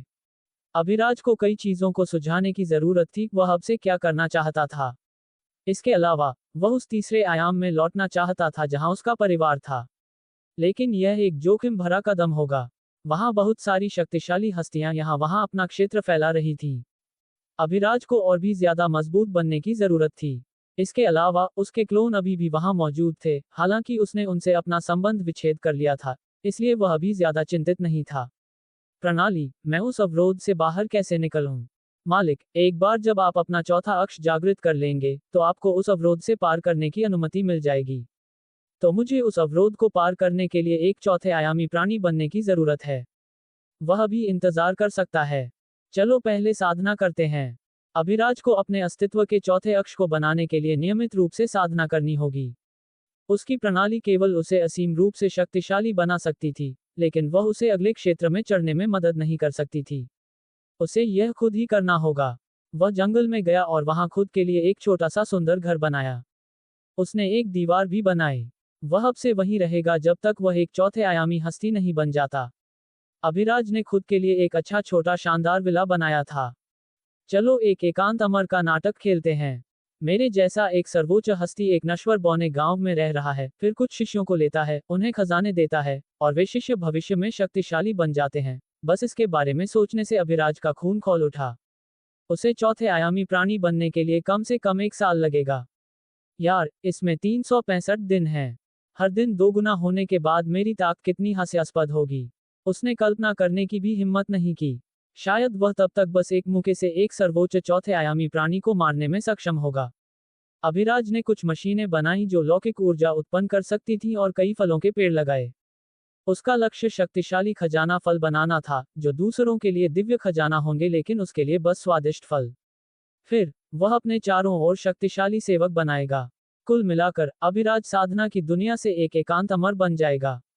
बौने गांव में एक छोटा लड़का अपने परिवार के लिए भोजन इकट्ठा करने जंगल में आया। उसने अचानक जंगल के बीच में एक शानदार घर देखा। ये घर कहाँ से आया? ये कल यहाँ नहीं था, लड़के ने सोचा। वह वहां जाना चाहता था, लेकिन उसे अपने परिवार के लिए भोजन भी इकट्ठा करने की जरूरत थी, अन्यथा उसकी बीमार माँ और छोटी बहन भूखी रहेंगी। उसने कुछ फल और जड़ी बूटियां इकट्ठा की। फिर एक पल सोचने के बाद उसने अभिराज के द्वार के सामने कुछ फल रखे और बड़बड़ाया, मैं नहीं जानता कि आप कौन हैं, लेकिन यहाँ भोजन बहुत कम है। मैं आपको और ज्यादा नहीं दे सकता। अगर आप बाहर कदम रखते हैं, तो मुझे उम्मीद है कि ये फल आपके पेट को थोड़ा भर सकते हैं। छोटा लड़का वहां से चला गया। अभिराज ने पूरा दृश्य देखा। मेरा पहला नायक यहाँ है। चिंता मत करो, छोटे बच्चे। ये भोजन भेंट करके तुम पहले ही अपना भाग्य बदल चुके हो। अभिराज ने अपना मानसिक क्षेत्र फैलाया और पूरे क्षेत्र को पकड़ लिया जहां बौना गांव स्थित था। वह छोटे लड़के का पीछा कर रहा था। लड़का एक झोपड़ी में प्रवेश किया और अपनी बीमार माँ को खिलाने गया। उसकी छोटी बहन अपनी माँ के बगल में बैठी थी।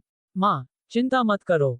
बड़े ने कहा कि अगर मैं राजधानी शहर जाऊं तो मैं शाही गार्ड में शामिल हो सकता हूं। उसके बाद मैं तुम्हें और बहन को वहां ले जाऊंगा। लेकिन अचानक उसने अपने सिर में एक आवाज सुनी, छोटे, अगर तुम अपनी नियति बदलना चाहते हो तो जंगल में आओ। युवक अपने सिर में अचानक आए आवाज से हैरान था, और जब वह आखिरकार समझ गया कि यह उसके सिर में थी क्योंकि उसकी बहन या माँ ने कुछ भी नहीं सुना, तो वह तुरंत डर गया।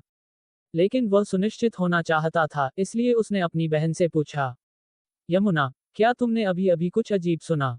छोटी लड़की ने भ्रम में उसकी ओर देखा। कैसी आवाज, भाई? मैंने कुछ नहीं सुना। शायद मैं बहुत विचलित थी। ओह, क्या तुम माँ को ये फल खिला सकती हो? और उसके बाद तुम भी खाना। मुझे कुछ काम है। उसकी माँ, जो गंभीर रूप से बीमार थी और मुश्किल से अपनी आंखें खोल सकती थी, उसने अपने बेटे की दूर जाते हुए आकृति को देखा। वह उसके लिए चिंतित थी, लेकिन ऊर्जा की कमी के कारण एक शब्द भी नहीं कह पाई। लड़का अपने घर से बाहर आया और सोचने लगा। पहले उसने जंगल के बीच में एक अजीब घर और दीवार देखी।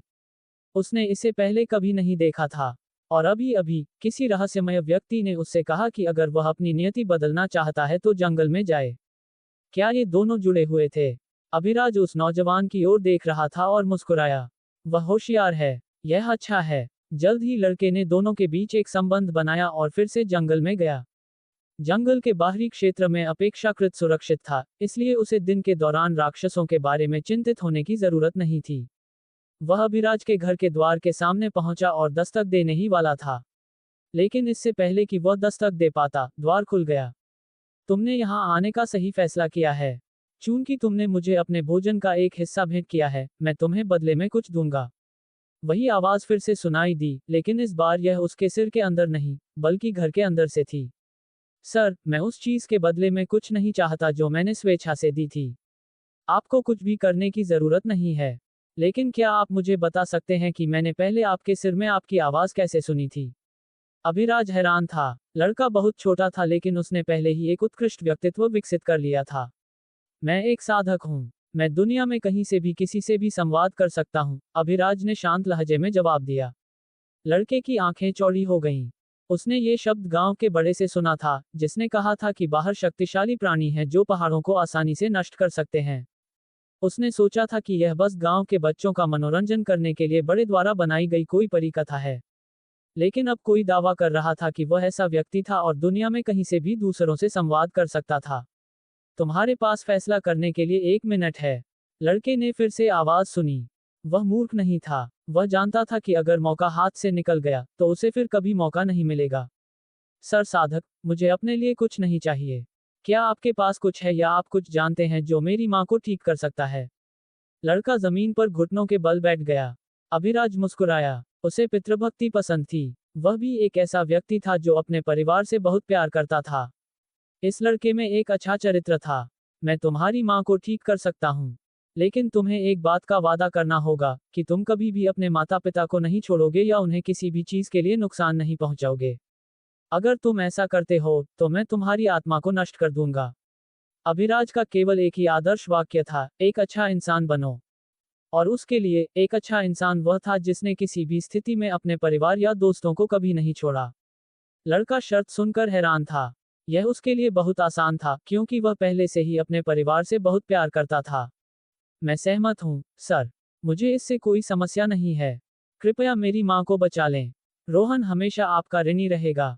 बहुत अच्छी बात है। तुम्हारी इच्छा पूरी की जाएगी, अभिराज ने धीरे से जवाब दिया। अपने हाथ के एक इशारे से रोहन को उसके घर के सामने टेलीपोर्ट कर दिया गया। रोहन अभी भी उत्सुकता से अभिराज के जवाब का इंतजार कर रहा था, लेकिन जैसे ही उसने ये सुना, उसे लगा कि दुनिया एक पल के लिए धुंधली हो गई है और वह अपने घर के सामने था। तुरंत रोहन फिर से जमीन पर गिर पड़ा और जंगल की ओर देखा। मेरे पहले की अशिष्टता के लिए माफ करना, कृपया मुझे माफ कर दो, भगवान। उसने सोचा कि साधक यकीनन एक भगवान था, वरना आप इस तरह की घटना को कैसे समझा सकते थे। लेकिन इस बार उसने अभिराज से कुछ नहीं सुना। रोहन को तब अपनी माँ याद आई। तो वह अपने कमरे में भागा और अपनी माँ को बिस्तर पर बैठे हुए और अपनी छोटी बहन को गले लगाते हुए फूट फूट कर रोते हुए देखा। रोहन भी अपने आंसू नहीं रोक सका। वह जोर से रोने लगा और अपनी माँ की ओर भागा, उन्हें कसकर गले लगाया। एक भावुक पल के बाद रोहन ने आखिरकार उन्हें जाने दिया। माँ, अब आप कैसा महसूस कर रही हैं? रोहन ने उत्साह से पूछा। मुझे नहीं पता कैसे, बेटे, लेकिन मुझे लगा कि एक कोमलता मेरे शरीर में प्रवेश कर गई है, और उसके बाद मेरी सारी बीमारी चली गई। मैं पहले से कहीं ज्यादा जिंदा महसूस कर रही हूँ। यहाँ तक कि अपनी जवानी में भी मैं इतनी स्वस्थ नहीं थी, उसकी माँ ने खुशी से जवाब दिया। रोहन ने राहत की सांस ली। लेकिन वह नहीं जानता था कि एक दानव या एक साधक द्वारा किसी प्रियजन के जीवन को बचाने के ऐसे कार्य कर्म की एक जबरदस्त मात्रा बना सकते थे। और उसने अभिराज के साथ भी यह कर्म बनाया था। अगर उसने कभी अपनी कसम तोड़ी, तो अभिराज तुरंत कर्म की इस रेखा के माध्यम से जान जाएगा और कहीं से भी उसकी आत्मा को कुचल सकता था। लेकिन रोहन एक नश्वर था। इससे उसके लिए कोई फर्क नहीं पड़ता था जब तक कि उसकी माँ ठीक हो गई थी। रोहन की छोटी बहन सो गई। वह केवल 5 साल की थी लेकिन अपनी माँ की बीमारी से लगातार दबाव में थी। अब जब वह ठीक हो गई थी, तो यमुना ने महसूस किया कि वह सारा दबाव तुरंत दूर हो गया है, और वह सो गई। माँ, मुझे आपको कुछ महत्वपूर्ण बताना है। ये है। जैसे ही उसने अपनी माँ को उस साधक के बारे में बताने की कोशिश की जिससे वह मिला था, उसके शब्द उसके मुंह में अटक गए। उसकी माँ ने भ्रम में उसकी ओर देखा। क्या है, बेटे? रोहन ने कुछ बार कोशिश की। वह सब कुछ बता सकता था, लेकिन वह घटना के बारे में कुछ भी नहीं कह सका। वह आखिरकार समझ गया कि भगवान उसके हर कार्य को देख रहे थे और वह नहीं चाहते थे कि वह किसी को इसके बारे में बताए। ये कुछ नहीं है, माँ। आपको और यमुना को अब और चिंता करने की जरूरत नहीं है। मैं सुनिश्चित करूंगा कि आप एक अच्छा जीवन जिएं। उसने पहले ही अपने दिमाग में फैसला कर लिया था कि भले ही उसे घर के सामने गिड़गिड़ाना पड़े, वह उसका शिष्य बन जाएगा और एक साधक बनना सीखेगा। वह आज उसने जो शक्ति देखी थी, उससे पूरी तरह से मोहित हो गया था।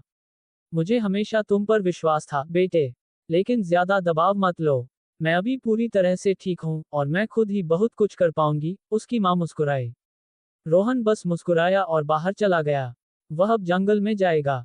रोहन को यह नहीं पता था कि कोई और भी अपनी नियति के करीब आ रहा था और जल्द ही उससे टकराएगा। वह घर के सामने पहुंचा और झुकना शुरू कर दिया। कृपया सर, मुझे सिखाएं कि मैं एक साधक कैसे बन सकता हूं।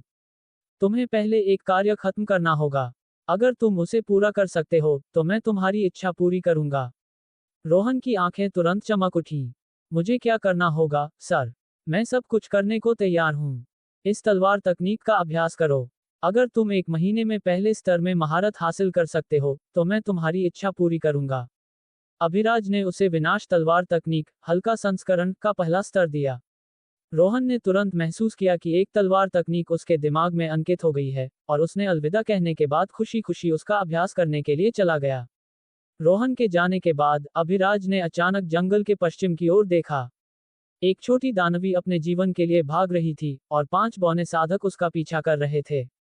दानवियां पुरुष साधकों के लिए महान टॉनिक थी, क्योंकि कोई उनका उपयोग उनकी रक्त रेखा और साधना आधार को आत्मसात करने के लिए भट्टियों के रूप में कर सकता था। तो छोटी एक इस वक्त असली खतरे में थी। चलो देखते हैं कि हमारी नियति जुड़ी हुई है या नहीं। अगर तुम तुम्हें पकड़ने से पहले मेरे द्वार तक पहुंच सकती हो तो मैं तुम्हारी मदद करूंगा, अभिराज बड़बड़ाया। वह इस वक्त बहुत मजा कर रहा था, और छोटी दानवी को घर के सामने पहुंचने में ज्यादा समय नहीं लगा। वह जंगल के बीच में एक घर देखकर हैरान थी, तो वह पागलपन में द्वार की ओर भागी। वह कुछ मदद की उम्मीद कर रही थी। क्या आप मेरी मदद कर सकते हैं? मैं वादा करती हूँ कि मेरे पिता निश्चित रूप से आपको चुकाएंगे। मैं गयमार साम्राज्य की राजकुमारी हूँ। कृपया मेरी मदद करें। वह रोने लगी। अभिराज ने आह भरी। ये छोटी दानवी वास्तव में भाग्यशाली थी। अभिराज ने अपना हाथ हिलाया और लड़की द्वार से गायब हो गई। 5 बौने साधक इस दृश्य से चकित रह गए। वे जानते थे कि वहां कोई शक्तिशाली व्यक्ति रह रहा होगा। साथ ही साधक, कृपया उस दानवी को सौंप दें।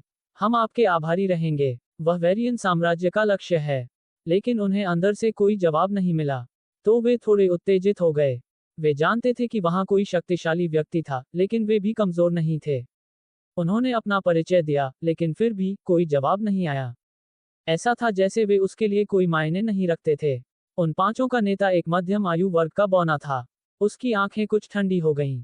साथ ही साधक, हम आपसे फिर से विनम्रता से पूछेंगे, उस दानव को सौंप दें या हमसे किसी भी सम्मान की उम्मीद न करें। ये 5 सभी मार्शल किंग स्तर के पावरहाउस थे, स्तर 1 की हस्तियां भी नहीं, लेकिन वे इस क्षेत्र के पूर्ण शासक थे। हालांकि बौने जादू में अच्छे थे, इसलिए उनकी साधना जादू पर आधारित थी। वे 5 मैगस किंग थे। वे इतने अभिमानी थे कि साधक एक दानव हो सकता है, यह विचार भी उनके दिमाग में नहीं आया। उन्होंने सोचा कि बौनों के अलावा कोई भी यहाँ उनके बौने साम्राज्य में नहीं आ सकता। लेकिन अभिराज ने उन पर कोई ध्यान नहीं दिया, क्योंकि उनकी उपस्थिति उसके लिए इतनी कम थी कि उसने उन्हें लगभग चूक ही दिया था। वे उसके लिए कुछ कीड़ों जैसे थे। हालांकि यह मुख्य बात नहीं थी, छोटी दानवी थी। वह इस समय सब कुछ ऐसे देख रही थी जैसे वह स्वर्ग में आ गई हो। यह इतना सुंदर था कि वह लगभग सांस लेना ही भूल गई थी। वहां एक फव्वारा था जहां आत्मा जल बह रहा था, और वहां अलग अलग फलीय पेड़ थे, लेकिन वे सभी आत्मा फल थे। वातावरण में उसने अब तक की सबसे शुद्ध ऊर्जा महसूस की। यह उसके लिए स्वर्ग से कम नहीं था, लेकिन उसने कुछ भी छूने की हिम्मत नहीं की।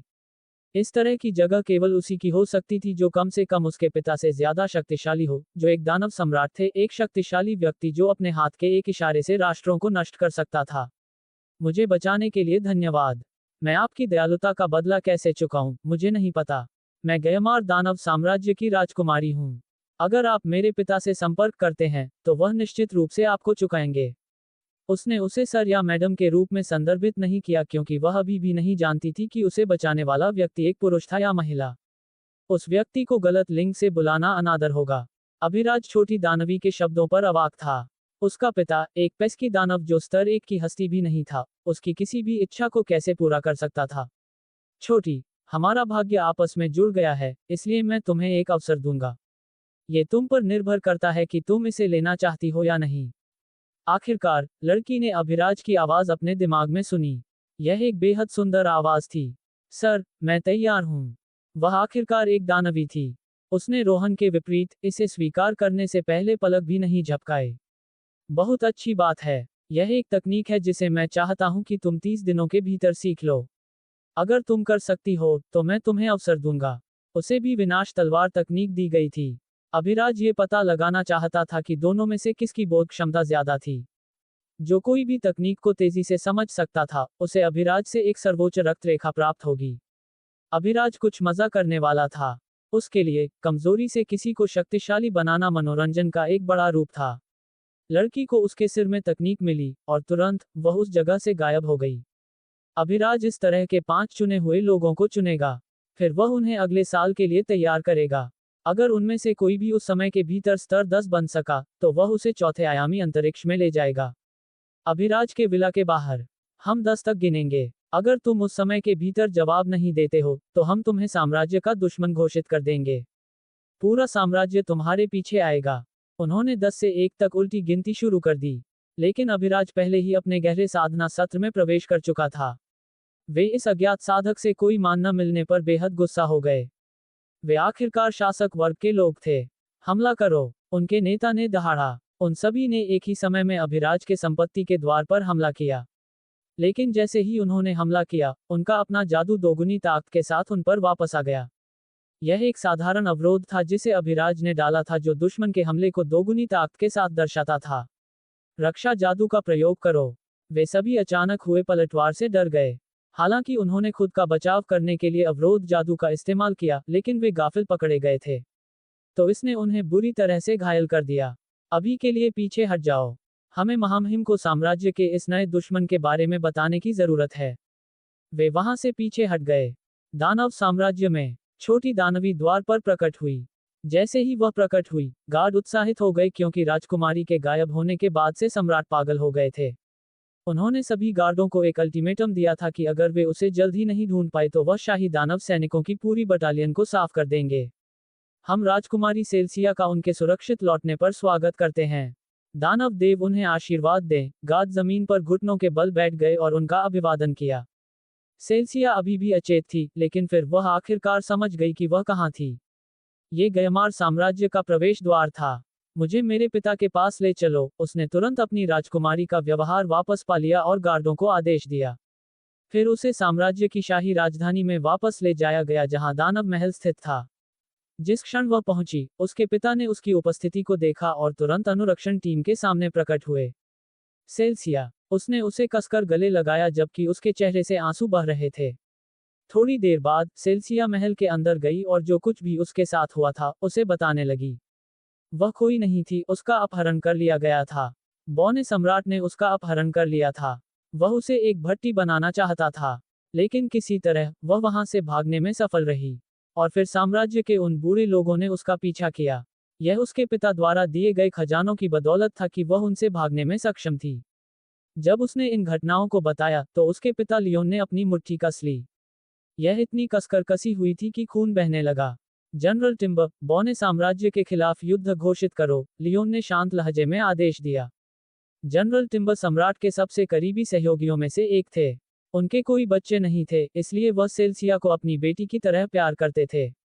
जब लियोन गुस्से से उबल रहा था, तो टिम्बर ने जो कुछ हुआ था उसे सुनकर वही महसूस किया। महाराज, मैंने पहले ही सैनिकों का इंतजाम कर लिया है। हम कब प्रस्थान करेंगे? टिम्बर ने तुरंत जवाब दिया। वह लियोन के आदेश के बिना भी युद्ध शुरू करने के लिए पहले से ही तैयार थे। हम 30 मिनट में प्रस्थान करेंगे। मुझे पहले उसकी पूरी कहानी सुन लेने दो। जब सेल्सिया ने सुना कि उसके पिता युद्ध शुरू करने जा रहे हैं, तो वह चौंक गई। पिताजी, कृपया ऐसा न करें। जिस आदमी ने मुझे बचाया, वह भी वहीं रहता है। उसने मुझे एक सर्वोच्च तलवार कला भी सिखाई है जो मैंने अब तक सीखी किसी भी तलवार तकनीक से तुलनीय नहीं है, सेल्सिया ने तुरंत कहा। ओह, मुझे उसके बारे में और बताओ। लियोन की रुचि बढ़ गई। मैं उसके बारे में ज्यादा नहीं जानती। मैं उनसे भाग रही थी और एक जंगल में प्रवेश कर गई। वहां मैंने शानदार दीवारों से घिरा एक शानदार घर देखा। मैं वहां गई और अपना परिचय देने के बाद मदद मांगी। सेल्सिया ने धीरे धीरे सब कुछ याद किया जो उसने वहां देखा था। अभिराज ने उसे प्रतिबंधित नहीं किया क्योंकि वह एक शक्तिशाली पृष्ठभूमि से संबंधित थी, रोहन के विपरीत जो एक नश्वर परिवार से था। इसलिए वह सब कुछ बता सकती थी जो उसने वहां देखा था। जैसे ही उसने इसका वर्णन किया, लियोन और टिम्बर दोनों घोर सदमे में खड़े हो गए। शायद राजकुमारी ने ऐसी चीज का सपना देखा होगा। यह एक परी कथा से कम नहीं है। वह डरी हुई थी और शायद इसलिए उसने खुद के लिए ये भ्रम पैदा किया। टिम्बर ने जल्दी से विश्लेषण किया। लेकिन किसी कारण से उन्हें लगा कि यह सच था। अगर उसे मदद नहीं मिली होती तो ये लड़की अचानक कहीं से भी द्वार के सामने कैसे प्रकट हुई। टिम्बर, अभी के लिए युद्ध रोक दो। चलो पहले इस मामले की जांच करते हैं। अगर वह सच कह रही है तो वह व्यक्ति बहुत बहुत शक्तिशाली हस्ती हो सकता है। हमें इस मामले को नाजुक तरीके से संभालना होगा। मैं आपसे सहमत हूँ महाराज। पिताजी, मैं इस तकनीक को सीखने के बाद वहां वापस जाऊंगी। आप उस समय मेरे साथ आ सकते हैं, सेल्सिया ने आत्मविश्वास से कहा। ठीक है, तो मुझे तकनीक दिखाओ। 25 दिन बाद अभिराज ने अपने साधना सत्र से अपनी आंखें खोलीं। उसने बाहर देखा। उस समय दो सम्राट रैंक के दानव एक दिशा से छोटी दानवी के साथ आ रहे थे और रोहन दूसरी दिशा से आ रहा था। उन दोनों ने इसे सीखा और वह छोटी लड़की अपने संरक्षकों को भी लाई है। लियोन और टिम्बर दोनों की आंखों में उस समय भारी डर और सम्मान था। उन्होंने तलवार तकनीक देखी थी और इस दुनिया का कोई भी व्यक्ति ऐसी सर्वोच्च तकनीक बनाने में सक्षम नहीं था और वह केवल स्तर 1 था। जिस व्यक्ति ने सेल्सिया को ये सिखाया था वह एक अमर होना चाहिए। वे द्वार के सामने पहुंचे और झुक गए। सर, उस दिन मेरी बेटी को बचाने के लिए धन्यवाद। मैं हमेशा आपका आभारी रहूंगा। मैं आपकी दयालुता का बदला कैसे चुका सकता हूँ? लियोन ने पूर्ण विनम्रता के साथ पूछा। लेकिन अभिराज ने उसकी ओर देखा भी नहीं। इसके बजाय उसने सेल्सिया से पूछा, क्या तुमने तकनीक सीखी है? हाँ सर, मैंने सीख ली है। क्या मैं आपको दिखा सकती हूँ? सेल्सिया ने उत्साहित होकर पूछा। रुको, दूसरा भी आ रहा है। तुम दोनों मुकाबला करोगे। जीतने वाले को अंतिम पुरस्कार मिलेगा। शैलजा हैरान थी कि उसे अपनी क्षमता का प्रदर्शन करने के लिए किसी से लड़ना होगा। लेकिन वह अपने उद्धारकर्ता को अपनी प्रतिभा साबित करना चाहती थी। पिताजी, उन सीनियर ने कहा कि वह चाहते हैं कि मैं अपने कौशल का प्रदर्शन करने के लिए किसी से लूं। शैलजा ने अभी अभी अभिराज के साथ हुई बातचीत लोकेश को बताई। क्या तुम कह रही हो कि वह व्यक्ति सीधे तुम्हारे दिमाग से बात कर सकता है? शैलजा ने मासूमियत से सिर हिलाया। वह इसका मतलब नहीं जानती थी, लेकिन लोकेश और सेनापति टीकम दोनों जानते थे। कोई जो सीधे किसी के दिमाग से बात कर सके, वह निश्चित रूप से सम्राट क्षेत्र से ऊपर था। शायद उनके पूर्वज ऐसा कुछ कर सकते थे, लेकिन यह निश्चित नहीं था। लोकेश और टीकम ने एक दूसरे को देखा और घूंट भरा। अचानक उन्होंने एक छोटे वनपुत्र लड़के को उनकी ओर आते देखा। तुरंत ही लोकेश और टीकम दोनों का व्यवहार शत्रुतापूर्ण हो गया। उनका खून बहुत ज्यादा उबलने लगा। जिस क्षण शैलजा ने उन्हें अपने अनुभव के बारे में बताया, उसी क्षण से वे वनपुत्रों से अपने कट्टर शत्रु जैसा द्वेष करने लगे थे। तुम दोनों को उससे लड़ना चाहिए, अभिराज ने शैलजा और रोहन दोनों को एक ही समय में आदेश दिया। मुझे उस दैत्य या वनपुत्र से लड़ना होगा। यह उन दोनों के लिए समान भावना थी। शैलजा ने अपनी तलवार उठाई और रोहन को जबरदस्त लड़ने की भावना के साथ देखा। दूसरी ओर रोहन इतना गरीब था कि वह तलवार नहीं खरीद सकता था, इसलिए उसने खुद एक लकड़ी की तलवार बनाई थी। उसे उम्मीद नहीं थी कि उसे किसी से लड़ना पड़ेगा, इसलिए वह अपनी तलवार उठाने में काफी शर्मिंदा था। इसके अलावा शैलजा की मां एक मोहनी सुक्कुबस थी, इसलिए वह एक अत्यंत सुंदर दैत्य थी। रोहन आखिरकार एक आदमी था, इसलिए वह हिचकिचा रहा था। शैलजा ने सोचा कि वह वनपुत्र लड़का उसे नीचा दिखा रहा है क्योंकि वह एक लड़की और एक दैत्य थी, इसीलिए उसका विरोधी उसे नीचा देख रहा था। तलवार उठाओ वनपुत्र, वरना मैं तुम्हें कोई दया नहीं दिखाऊंगी, शैलजा ने ठंडे स्वर में घोषणा की। यहाँ तक कि अभिराज भी हैरान था। ये बच्ची ऐसा व्यवहार क्यों कर रही है? फिर उसकी नजर रोहन की तलवार पर पड़ी। तलवार का आकार देखकर अभिराज हंसे बिना नहीं रह सका। आह, यह मेरी गलती है। मुझे इसे ठीक करने दो। अभिराज ने दो बेहतरीन तलवारें बनाई और उन्हें उनकी ओर फेंक दिया। तुम दोनों को इन तलवारों का उपयोग करके लड़ना चाहिए, अभिराज ने उन्हें फिर से आदेश दिया। जब रोहन ने अपने सामने पौराणिक दिखने वाली तलवार देखी और अभिराज का आदेश सुना, तो उसकी आंखें तुरंत चमक उठी। उसने तलवार पकड़ी, उसे जमीन से उठाया और अपनी लड़ने की मुद्रा ले ली। तुरंत ही शर्मिंदगी से मंद पड़ी उसकी आंखें गंभीर हो गईं। वह अपने लड़ने के क्षेत्र में प्रवेश कर गया। शैलजा ने भी जमीन से तलवार उठाई और रोहन को देखा। रोहन का चेहरा देखकर वह हैरान रह गई। ये पहले से पूरी तरह से अलग था। उसकी आंखें आत्मविश्वास से भरी थीं, वे शांत थीं। शैलजा अब जानती थी कि रोहन उसे गंभीरता से ले रहा है।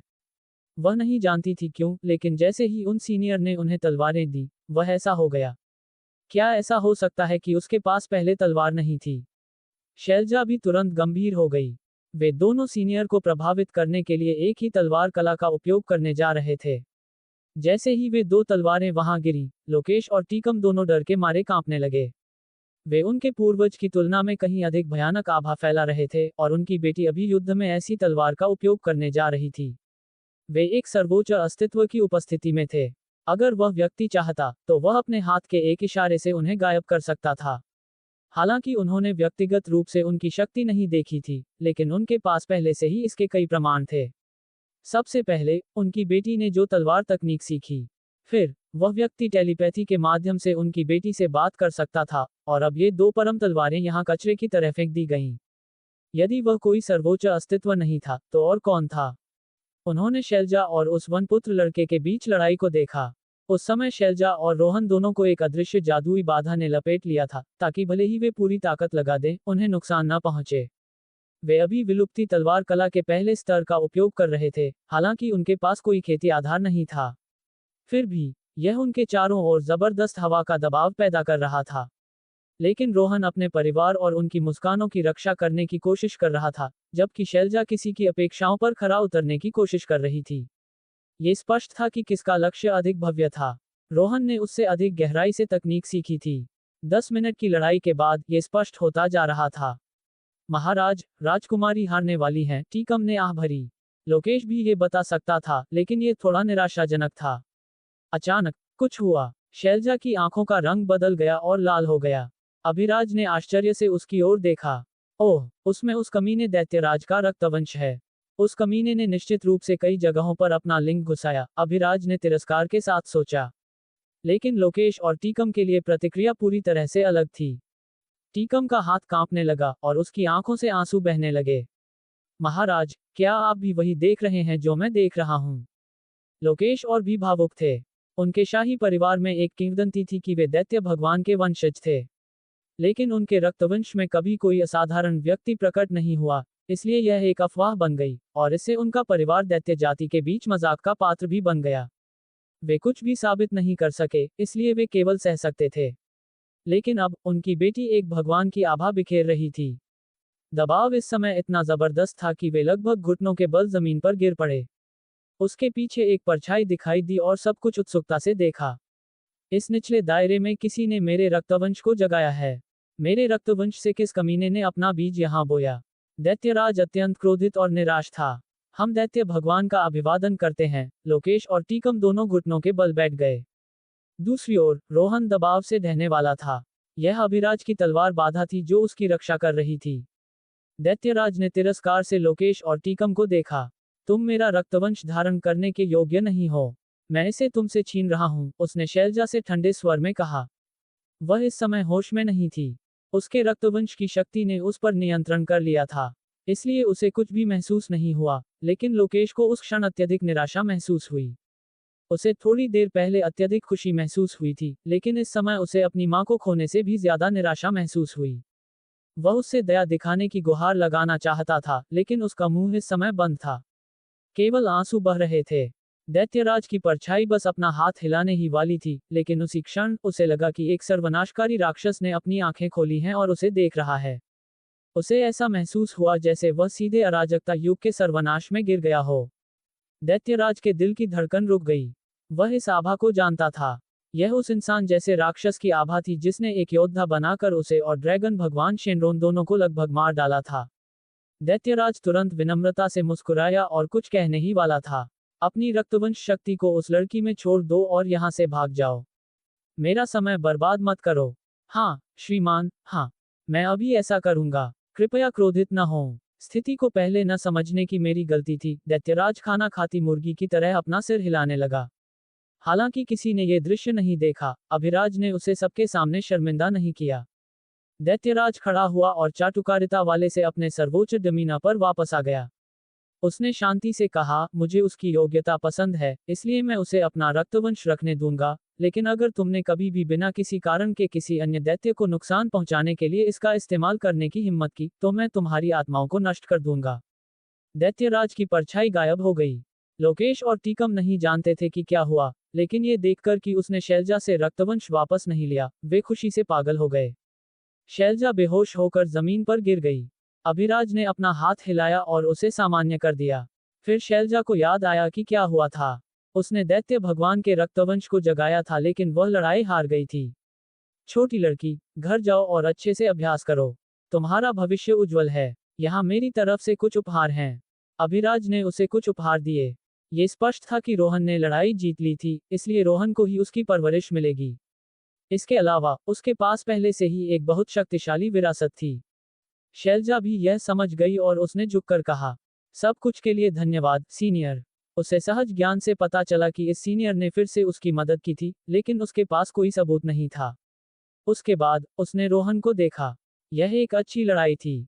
पीछे न हटने के लिए धन्यवाद। अगली बार मैं तुमसे नहीं हारूंगी। इसके साथ शैलजा ने उसे एक मनमोहक मुस्कान दी। यह अनजाने में था, क्योंकि रक्तवंश जागृत होने के बाद वह और भी सुंदर हो गई थी। रोहन बहुत ज्यादा शर्माने लगा और अपना सिर खुजलाने लगा। ये कुछ भी नहीं है, सच में। लोकेश और टीकम ने विला की ओर झुककर कहा, सीनियर, आपने उसके लिए जो कुछ भी किया है, उसके लिए धन्यवाद। हमारा शाही परिवार हमेशा आभारी रहेगा। जैसे ही वे जाने वाले थे, वनपुत्रों की एक विशाल सेना ने उन्हें घेर लिया। वे पहले उन 5 जादूगर राजाओं का अनादर करने के लिए अभिराज के विला पर हमला करने आए थे। दैत्यों, तुम यहाँ क्या कर रहे हो? 5 राजाओं के नेता ने पूछा। इस बार उनके साथ 5 और जादूगर राजा थे। फिर उसकी आंखें शैलजा पर पड़ीं। वह इस समय अलौकिक लग रही थी। क्या ये वही दैत्यनी नहीं है जिसके पीछे हम थे? क्या वह हमें डराने के लिए 2 दैत्यों को लाए है? हा हा हा हा। वनपुत्र नेता हंसने लगा। फिर उसने अपने होंठ चाटे। अगर महामहिम को उसकी जरूरत नहीं होती, तो मैं थोड़ी देर के लिए उसका स्वाद चख सकता था। उसकी आंखें गंदी हो गईं। लोकेश का विनम्र चेहरा तुरंत बर्फीला ठंडा हो गया। उसके शरीर से अत्यधिक हत्या की मंशा उमड़ आई, और ऐसा ही टीकम के शरीर से भी हुआ। वनपुत्र साम्राज्य में हत्या की मंशा जारी करने की तुम्हारी हिम्मत कैसे हुई?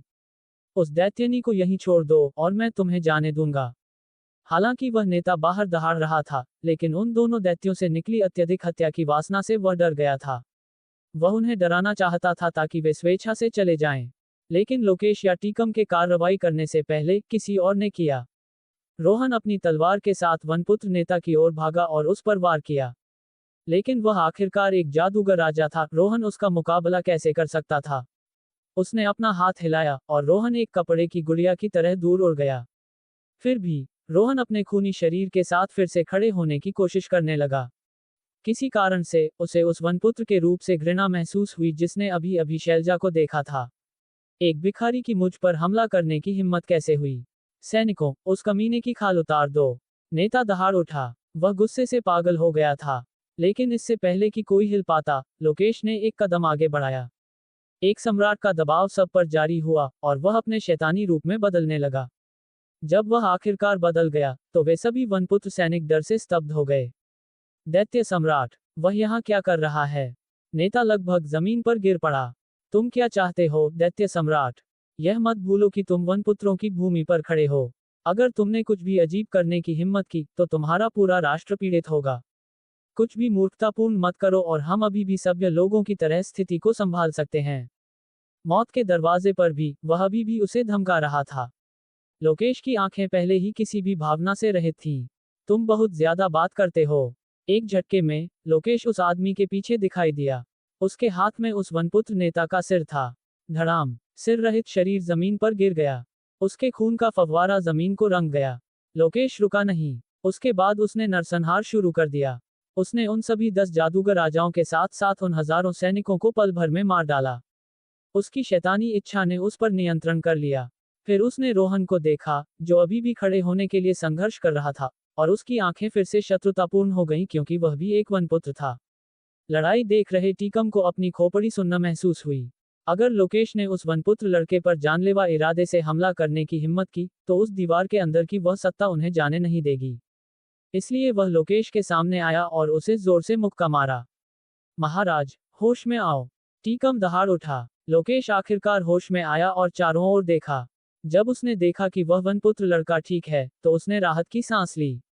धन्यवाद, टीकम, तुमने एक बार फिर मेरी जान बचाई है। सीनियर, मैंने अभी जो किया उसके लिए मुझे माफ कर दें। कृपया मुझे क्षमा करें। लोकेश घुटनों के बल बैठ गया। इस क्षेत्र को ऐसे साफ करो जैसे कुछ हुआ ही ना हो और चले जाओ। पहली बार उन्होंने अभिराज की आवाज अपने दिमाग में सुनी और वे दोनों तुरंत जगह को साफ करने लगे। शैलजा दूसरी ओर रोहन के पास गई और उसे खड़े होने में मदद की। पहले कार्रवाई करने के लिए धन्यवाद। अगर तुम कभी हमारे साम्राज्य में आओ तो मुझे इस ताबीज के माध्यम से बुलाना। उसने अपना पहना हुआ हार उतारा और एक मुस्कान के साथ उसे सौंप दिया। रोहन उस मनमोहक मुस्कान से जम गया था। लेकिन शैलजा पहले ही अपने पिता के साथ चली गई थी जब उन्होंने क्षेत्र को साफ कर दिया था। अभिराज ने रोहन को देखा। अब जब तुमने काम पूरा कर लिया है तो मैं तुम्हें तुम्हारा इनाम दूंगा। जब रोहन ने अभिराज की आवाज सुनी तो वह अभी भी शैलजा की उपस्थिति से घबराया हुआ था। तुरंत ही एक चकाचौंध भरी सफेद रोशनी ने उसे घेर लिया। अभिराज ने उसके लिए एक विशेष काया बनाई थी, अराजकता काया, जो सभी मौलिक नियमों को एक साथ नियंत्रित कर सकती थी। अभिराज के पहले शिष्य के रूप में रोहन तीसरे आयाम में अभिराज से नीचे सबसे मजबूत होने का हकदार था। 10 मिनट के बाद काया रोहन में विलीन हो गई। तुरंत ही वह सिर्फ एक मामूली से एक खेती विलक्षण बन गया। अभिराज ने उसके लिए एक मिनी सिस्टम इंटरफेस भी बनाया जहां वह अपनी ताकत, काया, रक्तवंश, प्रतिभाएं आदि देख सकता था। अभिराज एक सर्वोच्च सेना बनाना चाहता था क्योंकि उसे सहज ज्ञान से पता चला था कि बाहर कुछ जबरदस्त उसका इंतजार कर रहा है। वह तीसरे आयाम में अब तक लगाए गए सभी बीजों को वापस लाना चाहता था। इसके अलावा पो को भी तीसरे आयाम में छोड़ दिया गया था, साथ ही रोशनी और उसके अन्य संस्करण, उसके माता पिता भी। वह चौथे आयाम के दायरे में सफलता प्राप्त करने के बाद उन्हें यहां लाएगा। रोहन अभी भी स्तब्ध था। वह अब अपनी नई काया के साथ साथ अपने सिस्टम इंटरफेस से परिचित हो रहा था। ये वास्तव में एक सिस्टम नहीं था, बस एक इंटरफेस था जो उसे केवल ये दिखाता था कि उसके पास डिजिटल रूप में क्या था। कोई अन्य लाभ नहीं थे। फिर अभिराज ने उसे दुनिया में घूमने के लिए सभी आवश्यक तकनीकें और कौशल दिए। वह शैलजा से भी तेजी से शक्तिशाली बन जाएगा, जिसमें दैत्य भगवान दैत्यराज का रक्तवंश था। ठीक है, तुम्हारे पास वह सब कुछ है जिसकी तुम्हें जरूरत है। तुम मेरी संपत्ति में 1 महीने तक खेती कर सकते हो। फिर जाओ और बाहर घूमो। पृथ्वी संप्रदाय नाम से एक संप्रदाय बनाओ और उसे प्रसिद्ध करो। लेकिन तुम इसे केवल टियर 3 तक पहुंचने के बाद ही बना सकते हो, उससे पहले नहीं। इसके साथ अभिराज ने अपना हाथ हिलाया और रोहन जंगल से गायब हो गया। वह उस जगह पर दिखाई दिया जहां शैलजा पहले आई थी। यह उसके लिए एक स्वर्ग था। सर, क्या मैं सच में यहाँ 1 महीने तक रह सकता हूँ? रोहन को अपनी आंखों पर विश्वास नहीं हो रहा था। अभिराज ने उसे एक स्मृति खंड दिया था जहां खेती से संबंधित सभी शिक्षाएं प्रदान की गई थी। रोहन अब एक पुनर्जन्म विशेषज्ञ जितना ज्ञानी था, इसलिए वह इस जगह के मूल्य को बहुत स्पष्ट रूप से जानता था। यहाँ सब कुछ एक खजाना था, यहाँ तक कि मिट्टी और पानी भी। रोहन ने अभिराज से कोई जवाब नहीं सुना, इसलिए वह फव्वारे के पास जमीन पर बैठ गया और अपनी खेती शुरू कर दी। अगर उसे भूख लगती तो वह एक आत्मा फल खाता और अगर उसे प्यास लगती तो आत्मा जल पीता। पानी के निकाय में आत्मा मछली भी थी। रोहन की खेती एक रॉकेट की तरह बढ़ने लगी। 30 दिन बाद रोहन ने अपनी खेती सत्र से आंखें खोली। वह इन 30 दिनों के भीतर परिपक्व हो गया था, लंबा, अधिक मांसल और गोरा। उसने अपनी मुट्ठी भींची और हवा टूटने की आवाज आई। मैं सम्राट क्षेत्र के शिखर पर पहुंच गया हूं। अब मुझे अराजकता नियम के साथ सफलता प्राप्त करने के लिए सभी मौलिक नियमों को समझना होगा। रोहन खड़ा हुआ। वह केवल 10 साल का था, लेकिन अब वह 16 साल के एक युवक जैसा दिखता था। आपकी शिक्षा के लिए धन्यवाद, गुरुजी। मैं निश्चित रूप से पृथ्वी संप्रदाय बनाऊंगा और इसे दुनिया का सबसे प्रसिद्ध संप्रदाय बनाऊंगा। मैं विदा लेता हूं। लेकिन उसे कोई जवाब नहीं मिला। रोहन केवल तिरछी मुस्कान दे सका। अभिराज ने उसे गुरुजी कहने की अनुमति नहीं दी थी, नहीं उसने उसे मना किया था। उसने तब से उससे बात नहीं की थी। शायद अगर वह पृथ्वी संप्रदाय बना सकता तो उसका गुरु आखिरकार उससे बात करता। लेकिन उसी क्षण एक अंतरिक्ष वलय के साथ उसके सामने एक पोर्टल दिखाई दिया। शुभकामनाएं, मैं तुम्हारा नाम यहां से सुनना चाहता हूं। आखिरकार रोहन ने फिर से अपने गुरु की आवाज सुनी। रोहन जमीन पर घुटनों के बल बैठा और उस पोर्टल से बाहर जाने से पहले विदा ली। रोहन के जाने के बाद अभिराज मुस्कुराया। चलो देखते हैं कि एक शिष्य होने पर कैसा महसूस होता है। अभिराज लगभग 30 साल का आदमी था जो एक और जीवन में 18 साल और इस जीवन में 12 साल जी चुका था। लेकिन वह इस समय एक पूर्वज की भूमिका निभा रहा था, जो जितना हास्यास्पद लगता था उतना ही था। ठीक है, फिर मैं यहाँ 55 दिनों से खेती कर रहा हूँ। चलो एक ब्रेक लेते हैं और पास के वनपुत्र गांव जाते हैं। जाने से पहले उसने अपने स्टेटस पैनल को देखा। धन्यवाद दोस्तों, अगर कहानी अच्छी लगी हो तो लाइक करें और नई कहानियों के लिए VS नॉवल वर्ल्ड को सब्सक्राइब ज़रूर करें। मिलते हैं अगली कहानी में।